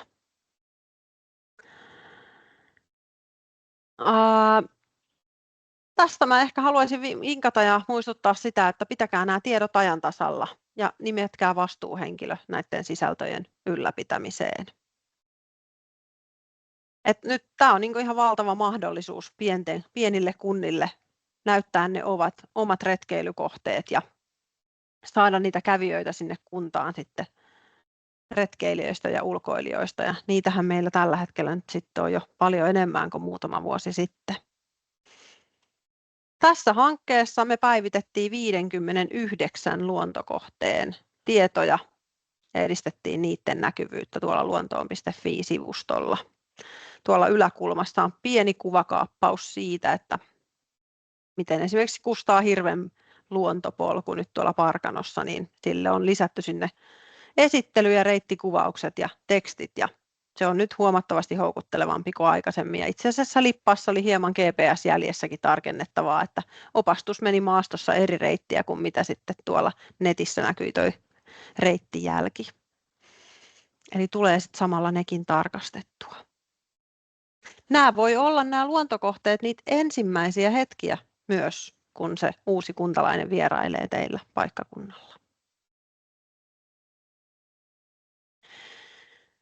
No sitten viimeisenä esiteltävänä toimintamallina, ei suinkaan vähäisimpänä, on tyhjät asunnot käyttöön malli. Tämä asia on varmaan semmoinen, että tämä on meistä monelle harvinaisen tuttu, mikä on ongelma ja mikä on kohtaanto-ongelma ehkä tässä. Eli maallemuutosta kiinnostunut kyllä selaa etuovet ja oikotiet ja kaikki mahdolliset talo maalta palvelut ja etsii Facebook-kanaville itsensä, että maaseutuasumista ja talo maalta sivut ja kaikki muut, mutta että mistä ne piilotetut helmet löytyisi. Ja sitten samalla meillä on samaan aikaan todella paljon tyhjillä olevia taloja maaseudulla, jota ehkä nykyhetkinen omistaja joko sillä on liian vahva tunneside sitä taloa kohtaan, että hän ei vaan ole tullut laittaneeksi sitä myyntiin, koska se on nyt meidän mummon kotipaikka ja mä en voi siitä luopua. Tai B, että hän ei ehkä osaa arvostaakaan sitä, että ei siellä ole kukaan 10 vuoteen asunut, että kuka sinne nyt muuttaisi. Tällaiset kohteet tulisi nyt löytää esille, jotta ne sopivat tavallaan matchit löytyisivät sitten maallemuutosta kiinnostuneeseen sen talojen välillä. Ja Tässä on tarkoitus tehdä ne maaseudun asumismahdollisuudet näkyviksi. Tähänhän on luotu erilaisia toimintavalleja jo aikaisemmin tavallaan, että ei ole pelkästään se, että voin vuokrata tai myydä asunnon, vaan on sitten myös tämmöisiä käyttöoikeussopimuksia tehty taloista. Mutta että on se ratkaisu sitten mikä tahansa, niin tärkeintä olisi saada ne asunnot esille ja estää niiden rakennusten rapistuminen sitten, ja sitten ne on kohta käyttökelvottomia. Tästä mallista tässä oikealla näkyy nyt esimerkiksi hyvin, että täällä tekstissä meillä strategiassa on tässäkin verkkolomaketta, somejulkaisua ja mainosjulistetta, mistä suoraan pääsee sinne meidän materiaalipankkiin ja näkee sitten nämä meidän toteutukset. Ja on myös kuva siitä, että millä tavalla me ollaan näitä markkinoitu ja minkämoisia tekstejä on siinä rinnalla sitten ollut. Toimenpide oli meillä hyvin yksinkertainen, tämä ehkä sen vuoksi, että meillä oli 9 kuntaa, joten kovin syvällisesti ja monimutkaisesti tätä toimenpidettä ei niiden 11 muun toimenpiteen rinnalla ole pystytty toteuttamaan, eli piti keksiä sellainen toimintamalli, jotta tämä olisi mahdollisimman helppoa ja yksinkertaista, mutta kuitenkin sitten näkyvää ja vaikuttavaa. Ja me tehtiinkin ensin tämmöinen etsintäkuulutus. Ilmoitus, onko sinulla tyhjillään oleva talo, joka etsii uusia asukkaita. Silloin tuolla somessa oli vielä noita neliönmuotoisia postauksia, niin se on neliökuvana tuolla ylhäällä. Eli julkaistiin tämmöinen somejulkaisu ja sitten meillä oli myös ihan sitten A4-julisteita, mitä kiinnitettiin kylätalojen ilmoitustaululle ja kaupan seinille, kirjastoihin ja harrastustilojen seinille. Ja siinä oli linkki sitten meidän laatimalle verkkolomakkeelle, jolla pystyi tämän asunnon ilmoittamaan meille markkinoitavaksi. Siinä kysyttiin tiettyjä tietoja sitten asunnosta. Tähänkin tosiaan löytyy valmis linkki tuosta meidän strategiasta, että ei tarvitse uudestaan keksiä niitä kysymyksiä, vaan voitte kopioida sieltä. Ja kun niitä ilmoituksia alkoi tulemaan, niin sitten me oltiin yhteydessä talon omistajaan ja sovittiin talon kuvaamisesta. Ja jotta tämä olisi tosiaan ollut mahdollisimman yksinkertaista, niin me käytännössä käytiin ottamassa ulkokuvat näistä kohteista. Eli asunnon omistajan ei tarvinnut edes olla paikan päällä.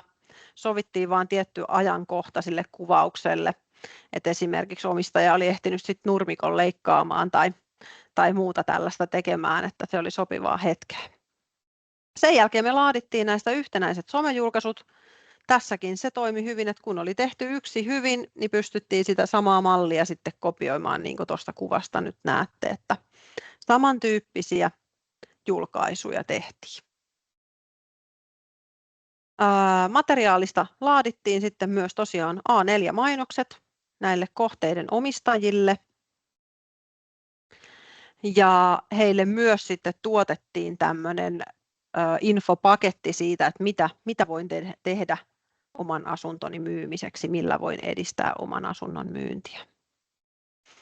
Ja näitä somepostauksia ja ilmoituksia sitten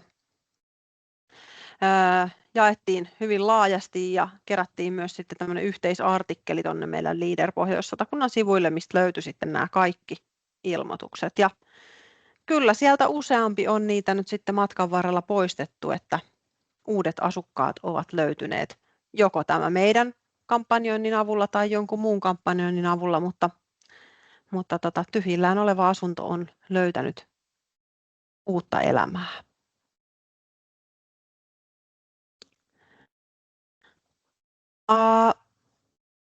Tästä ehkä sitten voisin semmoisen asian nostaa, että niin kuin noista äskeisistä kuvistakin näitte, niin ehkä parhaita kuvia saa silloin kesäaikaan, että tätä kannattaa miettiä ja resurssoida se niin, että tyhjiä asuntoja lähdetään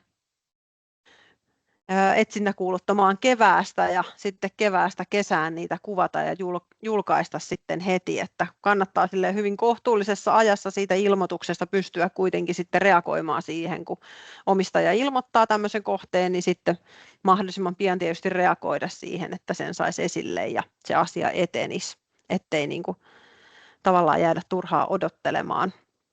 Ja tämäkin toimenpide tavallaan on sellainen, että kun siihen selkeät raamit rakentaa, niin varmasti kesätyöntekijäkin esimerkiksi pystyy tätä toteuttamaan sitten, kun on lomakkeet valmiina ja julkaisut valmiina. Ja tietysti se vaatii hieman avustusta, mutta tai sitten jollakin muulla, niin varmasti onnistuu siihen muun työn oheen sitten, kun on valmis pohja, mihin liittää tavallaan sitä kokonaisuutta. Ja meidän koko alueelta me kerättiin yhteensä 45 tyhjillään olevaa asuntoa, tehtiin näistä somejulkaisut teksteineen ja tosiaan toi koontiartikkeli, niin voisin ajatella, että pienemmässä kunnassa niitä ei nyt ihan niin kuin jonoksi asti koko aika niitä asuntoja tule, niin varmasti tätä on helppo jatkaa. Ja onko esimerkiksi sitten vaikka siellä kunnan verkkosivulla oma osionsa sille, että täältä löytyy kaikki meille ilmoitetut tyhjillään olevat asunnot ja joku sitä sitten niin kuin päivittää ja poistaa niitä postauksia. Että sen verran nyt ehkä vielä palaan tähän taaksepäin, että täällä esimerkiksi näissä kuvissa niin näkee, että siellä on sitten ihan omistajien omia puhelinnumeroja, jos ei se kohde ollut vielä etuovessa. Että noista 45, mitä meille ilmoitettiin ja mistä julkaisut tehtiin, niin noin puolet eivät olleet missään muualla vielä esillä. Mutta miettii, että se yhteydenotto on sit suoraan tuohon omistajaan, että mehän ei esimerkiksi hankkeena toimittu millään tavalla niin kuin kiinteistövälittäjinä, että tämä oli ainoastaan tyhjien asuntojen esille nostamista ja niiden asumisen mahdollisuuksien esille nostamista.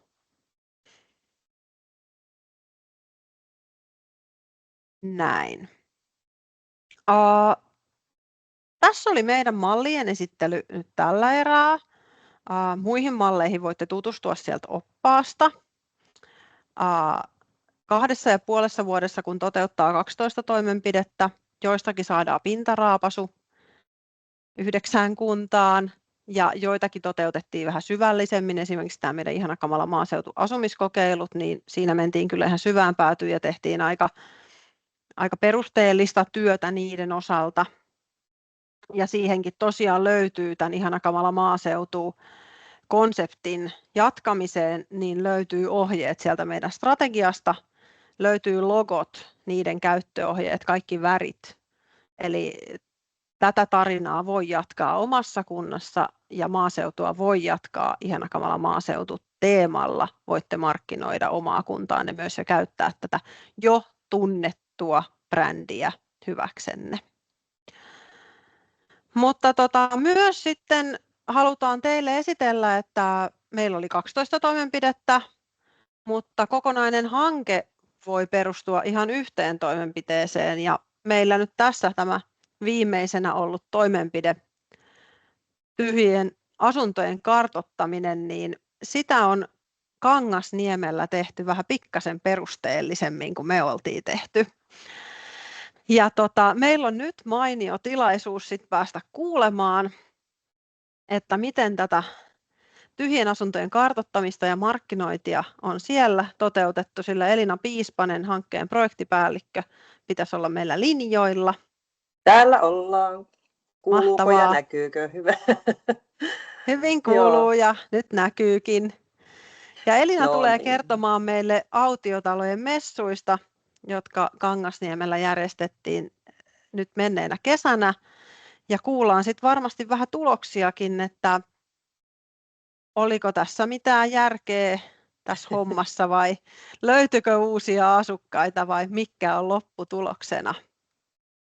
Mä lopetan täältä jakamisen, niin sä voit Elina laittaa sieltä sitten oman esille. No, näkyykö? Hyvin näkyy. Hyvä. Ja kiitos Noora tosiaan tässä vaiheessa ja kutsusta tänne teille jakamaan meidän messu- ja hankekuulumisia. Ja on tosiaan Piispasen Elina ollut tässä hankkeessa projektipäällikkönä ja mulla on ollut työparina sitten markkinointiasiantuntija Heidi Lehto tässä kokonaisuudessa. Ja sitten itse olen aloittanut tässä työt sitten tammikuussa. Ja autiotalojen messut-hanke tosiaan, kuten sanottua, niin alkoi silloin tammikuussa ja huipentui sitten tähän messutapahtumaan, mistä nyt sitten ollaan mukavasti saatu medianäkyvyyttäkin. Ja meillä oli tuollainen 9 päivän rykäys tuossa kesä-heinäkuun vaihteessa Kangasniemellä, eli ollaan tosiaan täällä Etelä-Savossa tämmöinen 5000 asukkaan kunta, jossa meillä sitten peruspalvelut hyvin toimii. Et siinä mielessä vireä kunta. No, mistä oli sitten kyse? Eli toi hankkeen virallinen nimi Autiotalojen asuntomessut Uusi elämä Kangasniemen tyhjille kodeille oli hankkeen nimi, ja sitten kuten tuossa jo mainitsin, niin toteutusaika oli sitten tammi-syyskuussa 2026, eli mä oon tähän nyt sitten vielä tapahtuma- ja kesälomien jälkeen palaillut sitten raportoinnin pariin. Ja aika rykäyshän tuo siinä mielessä oli, että kun miettii, niin tosiaan, että meillä oli se kevät aikaa tapahtumaa sitten koota, ja kerron tuossa sitten vähän matkan varrella enemmänkin tapahtumarakenteesta. Keskeistä tietysti se, että kunta toteutti projektina EU-maaseuturahaston LEADER-rahoituksella, ja mukana tässä toteuttamisesta oli aktiivisesti 5 kyläyhdistystä. Hokan kyläyhdistys, Koittilan seudun kyläseura, Ruokomäen kyläseura, Vaimosniemi-Reinäkkälän kyläyhdistys ja Luusniemen ILO. Ja nämä kyläyhdistykset lähti mukaan viime vuonna valmisteluhankkeen aikaa, jolloin kunnan elinvoimakoordinaattori kartoitti kiinnostuneita kyläyhdistyksiä, että ketkä haluaisi sitten lähteä tämmöiseen rykäsyyn mukaan ja hanketta suunnittelemaan yhteistyössä. Ja silloin nämä 5 on ollut yhteydessä, ja he ovat myös sitten sitoutuneet tällaiseen vastikkeettoman työn tunteihin ja siihen toteutusapuun. Ja kun tämä lähti, niin se oli se ensisijainen niin kuin ajatus silloin, että kun nämä kyläyhdistykset lähti mukaan, niin se olisi vielä enemmän niin kuin kylät ja talot. Eli ajatus, että ne talokohteet ehkä sijaitsisivat sitten näiden kyläyhdistysten toiminta-alueella. Ja niitä kartoitettiinkin kyläyhdistysten toimesta sitten heidän alueeltaan näitä kohteita, ja ajatus oli tosiaan sitten, että nämä kyläaktiivit olisivat siellä sitten esittelemässä näitä talokohteita. Mutta sitten kun näitä taloja alettiin niin kuin tähän mukaan haalia, niin alkoi näyttäytyä, että tosiaan ne talot sijoittuu ihan ympäri Kangasniemeä.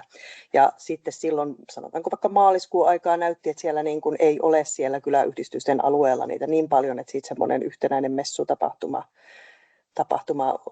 olisi niillä muodostunut. Eli tosi hyvä, että sitten laajasti ympäri Kangasniemeä saatiin näitä taloja mukaan. Ja toinen, mikä siinä oli sitten, niin nousi myös, että kun tuossa mainitsit, että ajatus, että siellä olisi niin kuin kyläyhdistysaktiivit esittelemässä taloja, niin sitten kuitenkin suurimmassa määrin taloilla omistajat halusivat itse olla sitä omaa kohdettaan esittelemässä, mikä tietysti on hyvä asia. Heillähän se paras tietämys ja tuntemus sitten siitä omasta talostaan on.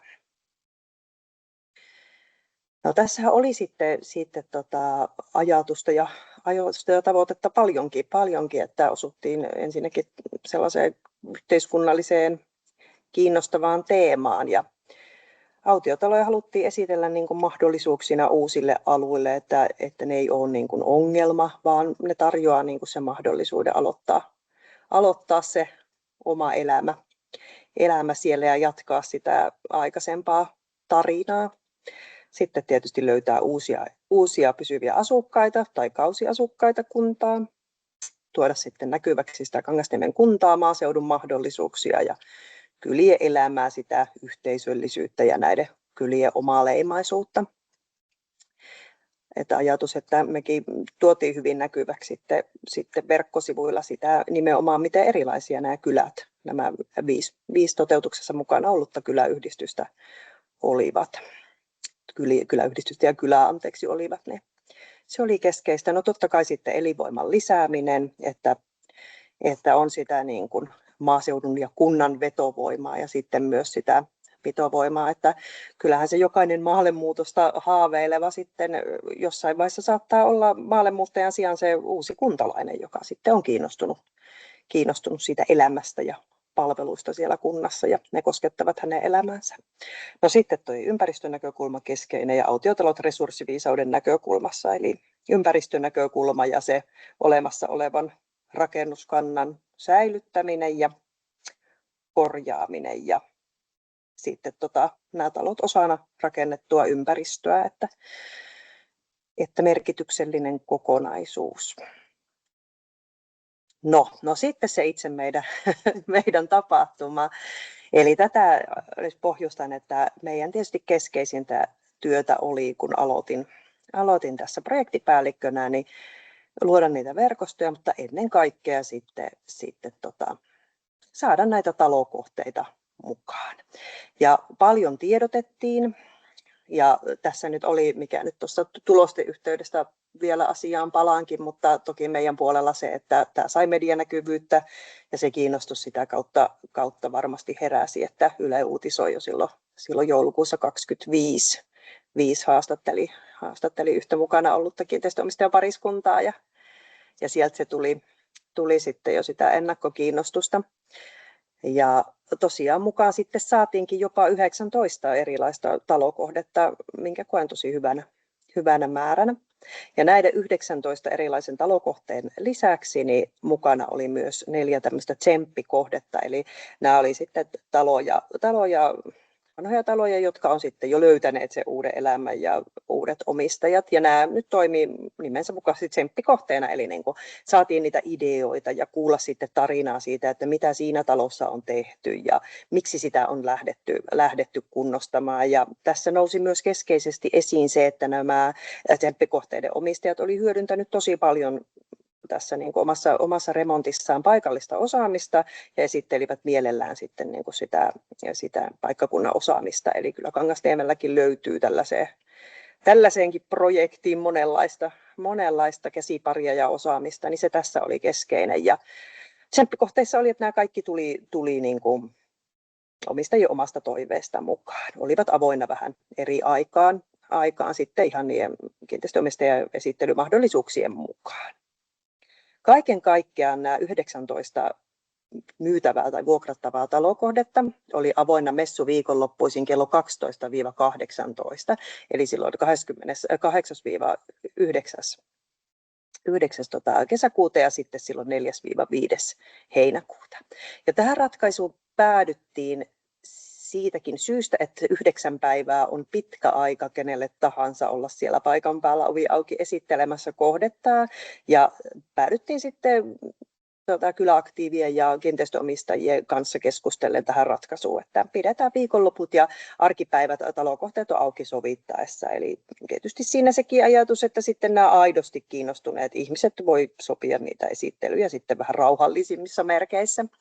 Ja kyllä siellä sitten kiinteistöomistajat on kertonut, että jonkin verran sitä väkeä on käynyt arkisinkin, mutta hyvin maltillisesti ja kuvattu myös jälkeenpäin sitä että kyllä se 4 päivää oli hyvä ratkaisu, että enempi olisi voinut olla tosiaan jo aika kuormittavaa, etenkin kun nämä kävijämäärät oli sitten niin suuret.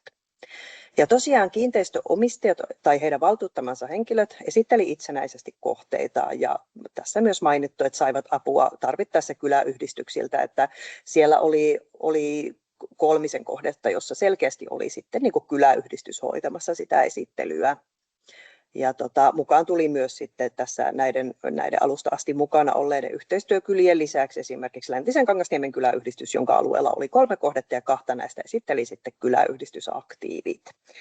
Eli kyllä näitä sitten kyliä lähti tällä tavalla sitten matkaan mukaan ja saivat sitten tätä kautta sille omalle kylälle vilinää ja näkyvyyttä.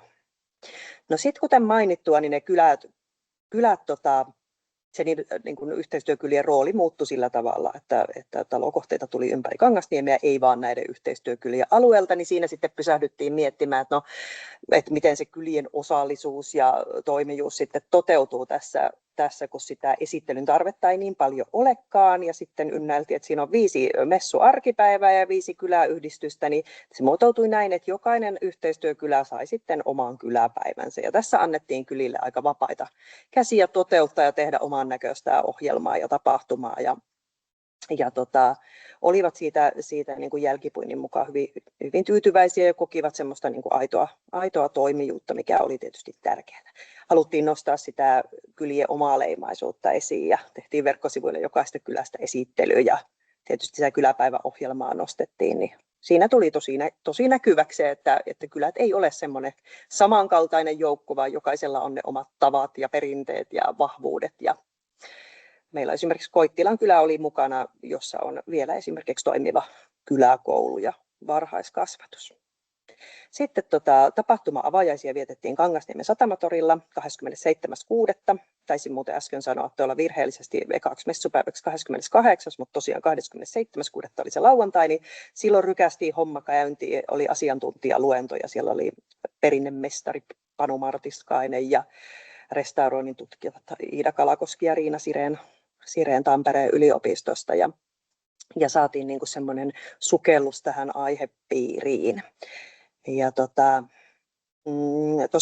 tuossa jo Noora mainitsi, että kaiken voi tehdä niin kuin, miten se on kevyemminkin, että nyt keskittyi kokonaan tähän taloasiaan ja tehtiin aika isosti, niin tuossahan esimerkiksi kyllä se avajaistapahtumankin rooli oli tietysti sillä lailla työllistävä, että vaati sitä järjestelyä ja miettimistä kovastikin, mutta koettiin tosi hyvänä asiana ja lämminhenkisenä tilaisuutena sitten tälle kokonaisuudelle. Siinä on vähän kuvia noista talokohteista, mitä siellä meillä oli mukana. Tosiaan 19 tosi eri kuntoisia, eri aikakausilta. Niin kuin kuvista näkee, täällä on näitä harmaa hirsisiä talovanhuksia, tosi kauniita. Vanhin oli siitä niin kuin 1800-1900-luvun taitteesta. Tämä Mörrimöykyn kolo, mikä näkyykin tuossa. En tiedä, näkyykö tämä mun sininen pylpyrä, kun tässä heiluttelen, mutta tuolla vasemmassa yläkulmassa. Ja uusin oli sitten vuodelta 1997 tietysti, mikä kertoo siitä, että eri syistä eri-ikäiset talot voi jäädä tyhjilleen, hylätyiksi ja odottamaan sitä niin kuin tarinan jatkajaa. Että hyvä läpileikkaus niin Kangasniemen kuntaan kuin sitten siihen niin kuin rakennuskantaan, mikä jää tyhjilleen. Monet oli tätä niin kuin 1900-luvun alkuvuosikymmenen maaseutumaista kohdetta. Ja aika paljon semmoisia niin kuin hyvin pidettyjä, että vaikka olikin niin tyhjillään, niin kyllä siellä sitten kuitenkin esimerkiksi säännöllisesti käytiin katsomassa taloa tai jotain siellä tekemässä, mutta sitten myös sellaisia, jotka on tosissaan jäänyt sitten sinne paikalleen seisoskelemaan. Tässä on vähän sitten tuossa karttakuvassa näkee sitä. Tämä on nyt se kartta, mikä me julkaistiin. Meillä oli semmoinen linjaus, että noi talokohteiden tarkat osoitteet ja yhteystiedot julkaistiin vasta tapahtumaa edeltävällä viikolla. Tässä oli se syy, että haluttiin tietysti kyseessä autiotalot, niin haluttiin, että se tietty yksityisyys pysyy ja sinne ei sitten tule semmoista epätoivottua liikehdintää sitten ennen messuja. Ja tietysti olihan sekin tapahtuman näkökulmasta, että talot sitten pysyy siellä myynnissä, että ei käy silleen, että sitten kun tapahtuma käynnistyy, niin meillä on siellä 2 taloa, mutta en tiedä, oliko todellinen pelko, mutta näitä kaikkia siinä keskusteltiin ja mietittiin. Toisella puolella perillä kyltti, tällaisia tehtiin sitten opastekylttiä ja kiinnitettiin tuonne matkan varrelle taloja kohti opastettiin tällaisilla. Ja heinäseippäisiä on teeman mukaisesti kiinnitetty ja sitten näiden opasteiden lisäksi julkaistiin ja tämän suuntaan antavan kartan lisäksi sitten vielä niin kuin tapahtuman viikolla semmoinen Google Maps-pohjainen kartta, joka sitten näytti sen tarkan sijainnin. Toki siellä kun ajeltiin pikkumetsäteillä, niin kyllähän niissä kartoissa aina jonkinmoista haastetta ilmeni ja sen takia nämä opastekylteillä sitten pyrittiin sitä helpottamaan. No, sitten niitä tuloksia, kun sanottiin, että oliko tässä nyt sitten mitään järkeä, niin kyllähän siinä oli. Eli meillä on ilmoitettu 8 myytyä taloa tai prosessi käynnissä vielä, mutta joka tapauksessa ja 2 taloa on löytänyt vuokralaiset, eli 10 taloa saisi niin kuin uudet asukkaat. Mitä on laskettu sitten niin kuin tuon vilkkaimman talokohteen kävijämäärä ja kyläpäivien kävijämäärät, niin arviolta 2,000 kävijää, mahdollisesti ylikin, koska tietysti samoja kävijöitä varmasti jonkin verran liikkuu. Talokohteilla kävi tosi paljon ihmisiä, että keskimäärin jopa 100-200 per päivä ja vilkkain kohde keräsi 1300 ihmistä 4 päivän aikana. Ja sitten ne jokuset siinä arkipäivinä tietysti. Hiljaisin kohde oli semmoinen 150 kävijää siinä 4 päivän aikana, että hyvin vaihtelevasti, mutta kyllä moni kiinteistöomistaja ilmoitti noista useista sadoista kävijämäärissä. Eli hulinaa piisasi siellä ja ihmeesti kuitenkin sitten esimerkiksi sen liikenteen suhteen asiat meni onneksi hyvin, että siellä pienten kapeiden hiekkateiden varsilla kuitenkin ne autot on sitten löytänyt paikkansa, eikä mitään sattunut. Siinä tuossa mainitsenkin kyläpäivissä kymmeniä ja satoja kävijöitä, eli sanotaan, että Luusniemen kyläpäivä oli hiljaisempi siinä huono keli vaikutti kovasti, kun taas sitten Hokan kyläpäivässä 300 kävijää, että mukavasti löysiä. Kyläyhdistykset kertovat, että oli paikalla tosiaan ihan uuden näköisiäkin ihmisiä, että niihin löysivät sitten myös nämä ulkopaikkakuntalaiset ja ylipäänsä tapahtuma keräsi ihmisiä ympäri Suomen. Ja kerrottiin, että siellä oli paljon niitä, jotka tulivat nimenomaan katsomaan vaan näitä messukohteita, että tulivat vaan messuille. Tuloksista myös, mitä on yrittäjiä tavannut tässä tapahtuman jälkeen, niin esimerkiksi paikallinen rautakauppa kertoo, että vieläkin se näkyy, ne messujen niin kuin hyvät tulokset, että vieläkin asiakkaita ohjautuu sen takia. Eli tässä on tietysti keskeistä myös se, että sitten se kunnan elinvoimankin näkökulmasta, että sitten kävijät löysi sen paikallisen osaamisen. Viestintä kiinnosti ja tavoitti. Meillä oli verkkosivuilla Analyticsin mukaan oli isoja kävijämääriä, kymmeniä tuhansia, ja some nyt sitten vielä, etenkin Facebook, niin siellä suuria sitoutumisasteita ja kävijämääriä. Ja siinä on lainaus meidän noista talokuvauksista, joista kyllä kiitos markkinointiasiantuntija Heidille, että oli sellaista kaunista kuvaa ja tunnelmaa, mutta myös sitten tietysti se, että kerrotaan myös, jos talo on huonokuntoinen. Satumaisen kaunis tunnelma vaatii kuitenkin jo pikaisesti vaalimista ja talon kunnostamista. Eli semmoinen rehellisyys, ja tietysti ajattelen itsekin sitä, että tuo autiotalo käsite jo on semmoinen, että se antaa sitten sen mielikuvan, että nyt on tällaisia taloja, että kyllä se niin kuin jokainen varmasti siitä jo aistii, että kyseessä on talot, jotka vaativat enemmän tai vähemmän sitten sitä kunnostamista. Tässä on vielä pohdintaa siitä, että millä näihin hyviin tuloksiin sitten varmastikin päästiin. Olen tässä matkan varrellakin kertoessani näitä sivunnut, mutta hyvä idea ja se hankesuunnitelma, että siellä on ollut niin kuin ajatus tästä autiotalojen messuista ja sitten sen kirjoittaminen suunnitelmaksi on ollut toimiva ja myös semmoinen toimiva ratkaisu kohtaanto-ongelmaan, mitä tässäkin seminaarissa on käsitelty, että löytävät ne kiinnostuneet ostajat ja myyjät toisensa, niin tämä oli yksi hyvä, ainakin tulosten valossa yksi hyvä keino siihen. Sivusinkin tuossa alussa jo ilmiön ajankohtaisuutta ja yhteiskunnallista merkitystä, eli kyllä tämä niin kuin tämmöinen autiotalon asuttaminen ja kunnostaminen on semmoinen Suomessa kiinnostava ilmiö, ja kuten tämä meidän tapahtumakin osoitti, niin kyllä näitä tällaisesta kiinnostuneita löytyy, maaseutu kiinnostaa ja kyläelämä kiinnostaa ihmisiä. Ja varmasti tässä oli se myös, että nimenomaan kun tuosta käsitteestä sanon, niin että luvan kanssa sä pääset kurkistamaan sinne autiotaloon, niin kyllähän se on semmoinen niin kuin kiehtova asia ja kiinnostaa näiden niin kuin potentiaalisten ostajaehdokkaiden lisäksi laajasti muitakin. Onnistunut puhutteleva markkinointi ja verkkosivu, puhuinkin tuosta viestinnästä, mutta se verkkosivukeskeinen, selkeä verkkosivu ja visuaalinen ilme ja koettiin, että sinne tarvitaan mahdollisimman paljon sitä infoa ja asioita näkyviksi, että ihminen, joka tulee paikan päälle, niin ymmärtää, että se on tulossa katsomaan taloja, jotka sijaitsevat siellä hiekkateiden varsilla metsässä ja niin kuin tämmöistä asioiden huomioimista. Tämä oli tietysti kohtaamistyötä myös, hyvä välitöyhteys kiinteistöomistajien ja kyläyhdistysten kanssa, syntyi hyviä kohtaamisia mukavia ihmisten kanssa. Heihin oltiin yhteydessä pitkin matkaa säännöllisesti kuunnellen ja tavaten. Tärkeää.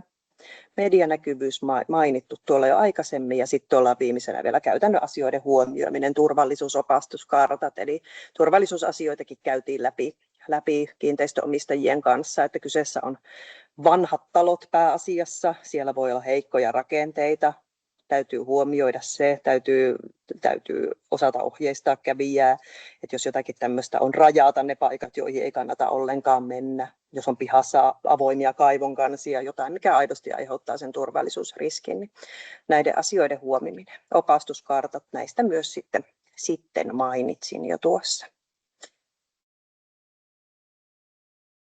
Näin. Siellä on vielä tunnelmallinen saunakuva. Ainakin aina kun itse katson tuota, niin alkaa tehdä mieli savusaunaa, mutta siihen on hyvä lopettaa. Autiotalojen messut sivusto siellä vielä on ja somekanavat myös käytössä, eli kannattaa niihin tutustua. Ja jos kiinnostaa katsoa, että minkälaisia talokohteita siellä oli meillä myynnissä ja vuokralla ja verkkosivuilla on vielä kohteet ja siellä on ilmoitettu sitten, että mitkä ovat sitten vaihtaneet sieltä jo omistajaa. Kiitoksia ja minäpäs lopetan jakamisen ja palaan tänne naamoineni ja sieltä Tarja kysyykin. No hei, tuo on mielenkiintoinen hanke. Mä en ole ihan varma, kun mä oon ollut vähän tällainen, nyt olin äsken hyvin läsnä, mutta sanotaan, että tuo alkuvaiheessa tässä vähän kävi porukkaa, että missasinko jotain, että oliko tällä minkälainen budjetti, jos miettii sitä markkinointia ja viestintää ja oliko se kuinka kovan työmäärän tämä vaati, että te saitte nämä nyt järjestykseen selvitettyä ja markkinoitua. Ja sitten vielä kolmas kysymys, että onko tietoon tullut, että tuliko mitään semmoista, sanotaan, semmoista ei-toivottua vaikutusta, että meillähän tämä oli joskus silloin Karviassa on ennen kuin mä oon kauan ennen tähän hommaan tullut, niin oli tämmöinen vastaavan tyylinen hanke ja silloin niin meillä tuli semmoista ilmiöä, että tuli vähän semmoista ei-toivottua asujaimistoa, josta tämä kuuluisin lienee tämä Salomaa, jota ei ole vieläkään löydetty, niin tuliko teille mitään tämmöistä ei-toivottua eteen tai onko tullut kuulolle? Hyvä kysymys, kiitos Tarja. Kokonaisbudjetti alle 100 000, eli aika pienellä mentiin ja oli työmäärää. Oli kyllä, että siinä tietysti semmoista kädet saveen meininkiä kyllä vaatii ja just se mitä tuossa, että tietysti tässä oli paljon osa-alueita, että oli sitä tapahtumajärjestäjiä, mistä turvallisuuden huomiointia, talokohteiden rekrytointia ja kuvaamista ja verkkosivun ylläpitoa ja sopimusasioita ja ylipäänsä semmoista tietysti jännitystäkin, kun tätä ensimmäisen kerran tehtiin mutta mielenkiintoista ja mielekästäkin ja toimivaa työtä onneksi ja siinä sitten kunnan edustus ja ihmiset tukena sitten toki. Ja tämä ilmiö, että tuliko mitään ei-toivottua, niin ihmeellisen vähän. Että mitä kiinteistöomistajien kanssa on puhuttu, niin se, että tuommoinen määrä, ja he sanoivat, että ei siellä, että ihmiset oli niin kuin hyvällä mielellä ja tosi asiallisesti liikenteessä, mutta kun mainitsin tuosta, että se rajattiin esimerkiksi se, että niitä yhteystietoja tai osoitteita ei julkaistu ennen tapahtumaa, niin en tiedä vaikuttiko se sitten, että pysyykö ne kuitenkin vähän piilossa, että siellä ei sitten käynyt mitään ylimääräisiä ilmiöitä tai häiriötä tai kurkistelua, että näin, mutta kokonaisuutena niin onneksi tosi hyvin.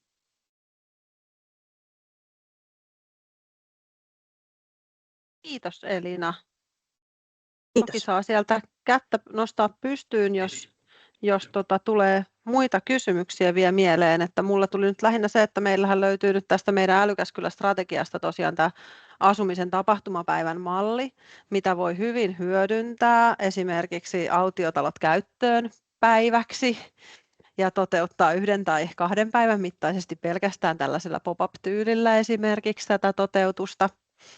Ja mua kiinnostaa tietysti se ehkä Elinalta vielä, että onko autiotalojen messut nimi rekisteröity, että sopiiko sitä muiden käyttää vai kun tästä ehkä keskustelua on nyt sitten medioissa ollut tästä nimestä, niin koska nimihän on hyvä ja nimi on puhutteleva.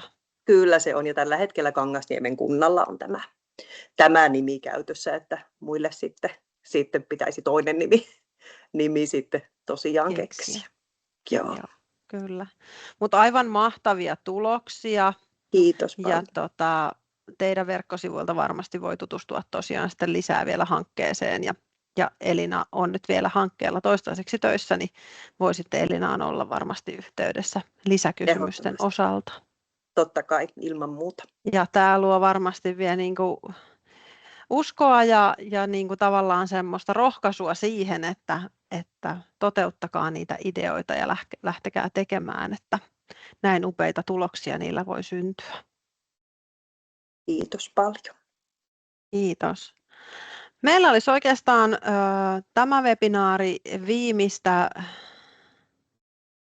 viimeisiä loppusanoja vaille valmis, tai sanotaanko tässä tapauksessa nyt, että siellä lehmän katseet teitä odottavat kysyvänä, että miten te lähdette tästä nyt sitten jatkoon näitä toteuttamaan, ja Noora laittoi sieltä linkkiäkin nyt sitten teille jakoon, mistä suoraan pääsee tuohon meidän Älykäs-kylä-strategiaan, mutta ehkä nyt tähän loppukaneettina niin kuin pieni kertaus siitä, että meidän verkostosta vetovoimaa hanketta, kun sitä lähdettiin toteuttamaan, niin meillä oli lähtötilanteena se, että maallemuuton esteiksi muodostui se, että sopivia asuntoja ei tahdo löytyä, tieto kunnista ja asunnoista ja ehkä sitä arjen sujuvuudesta ja siitä niin tieto on hajanaisesti saatavilla. Epävarmuus myös siitä, että miten työtä voi sitten maaseudulla tehdä, minkälaiset on työllistymismahdollisuudet tai etätyön mahdollisuudet. Ja sitten, että ei oikeastaan pystytä hahmottamaan sitä, että miten se mun oma arki sitten konkreettisesti lähtee soljumaan siellä maaseudulla.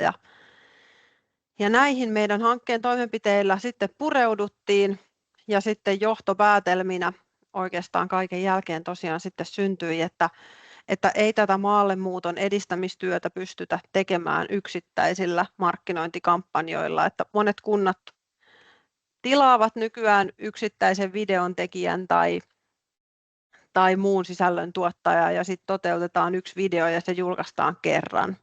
Ja sen jälkeen se tahtoo vähän unohtua niin kuin sitten joko sinne somen syövereihin tai sitten jonkun tietokoneen tallennustilalle ja se jää sinne käyttämättömänä, että jos ei muuta, niin muistakaa niitä nostella sieltä. Monet videot on käyttökelpoisia vielä vuodenkin päästä, 2 vuoden päästä, mutta että kokonaisvaltaisesti tätä työtä ei niin kuin yksittäisillä markkinointikampanjoilla tehdä, vaan se on vaiheittainen prosessi ja ensin on oltava ne perustat kunnossa, tehtävä kuntaa tietoiseksi ja laitettava niitä palikoita kuntoon ja sen jälkeen sitten herätettävä kiinnostusta, synnytettävä sitä tunnesidettä ja lopulta sitten sen kaiken ratkaisee sitten ne kokemukset siitä paikkakunnasta. Ja tietysti yhtenä osana se työ ja asuminen siellä, jos ei sitä ole vielä ratkaistu, niin voi toimia sitten vielä pullonkaulana, että siitäkin se voi jäädä kiinni. Mutta meidän strategian tämmöinen pääviesti on se, että niitä muuttajia, niitä muuttaa yksi kerrallaan ja jokaiselle on löydyttävä ne oikeat ratkaisut. Mutta jos te haluatte sitä työtä tehdä laajasti ja kun ei selkeästi ole näkyvissä ehkä niitä, että ketkä niitä maallemuutosta kiinnostuneita nyt on, että tästä viestintää on tavallaan hyvin haastava kohdentaakin, niin laitetaan ensin se perusta kuntoon. Ja sitten sen jälkeen herätetään kiinnostusta ja tarjotaan sitten näitä kokemuksia. Ja pala palalta rakennetaan sitä ja tässä hankkeessa, kun oli 9 kuntaa yhdessä tätä tekemässä, niin yhdistäkää muutkin voimanne ja tehkää sitä yhdessä. Ja niin kuin tuolla meidän maaseudulla asuvien lehmien yläpuolella näkyy lause, että maallemuutto ei yleensä katkea yhteen suureen esteeseen, vaan moneen pieneen epävarmuuteen, niin se on kyllä täysin totta, että yleensä se yksi iso este ei kaada vielä niitä unelmia, mutta jos sitä tunnesidettä ei synny ja ei oikein nähdä niitä arjen palikoita kohdillaan, niin niitä monia pieniä epävarmuuksia kun syntyy, niin ei se kunta sitten sinne suppiloon vaan lopulta tipahda tai ainakaan sieltä viimeisenä ulos tule. Maallemuuton haaveilijasta kuntalaiseksi Älykäs-kylä-strategia on nyt julkaistu ja linkki on tosiaan teillä tuolla kommenttikentässä ja löytyy sitten tosiaan meidän Leader Pohjois-Satakunnan sivuilla. Ja sitten tulee löytymään myös Suomen kylien sivulta jatkossa, eli ollaan tehty vahvaa yhteistyötä Johanna Niilivuon kanssa Suomen kyliin. Ja Tämän tulee löytymään myös sitten sieltä ja tietysti maaseutuverkostossa, jos menette sinne, niin meidän hanke löytyy myös sitten maaseutuverkostosta Vetovoimaa hanke ja sieltä löytyy tämän hankkeen blogitekstejä ja muuta, mutta löytyy myös tuolta Leader Pohjois-Satakunnan sivulta. Tämä Älykäs kylä-strategia on toteutettu verkostosta Vetovoimaa yhteistyöhankkeessa, joka oli Euroopan unionin osarahoittama hanke ja tulee päättymään nyt sitten elokuun loppuun. Ja tämä oli nyt meidän 2 Nooran viimeinen kiitos ja kumarrus kaikille teille ja kiitokset meidän kunnille. Toivottavasti saamme jatkaa yhteistyötä myös jatkossa. Ja tuosta löytyy nyt sitten meidän yhteystiedot sitten tulevaan. Jos haluatte viestiä laittaa, niin meidät tavoittaa omista sähköposteista sitten hankkeen jälkeen. Ja sitten tosiaan niin kuin alussa totesin, niin laittakaa ihmeessä sitten vaikka LinkedInissä yhteyspyyntöä tulemaan.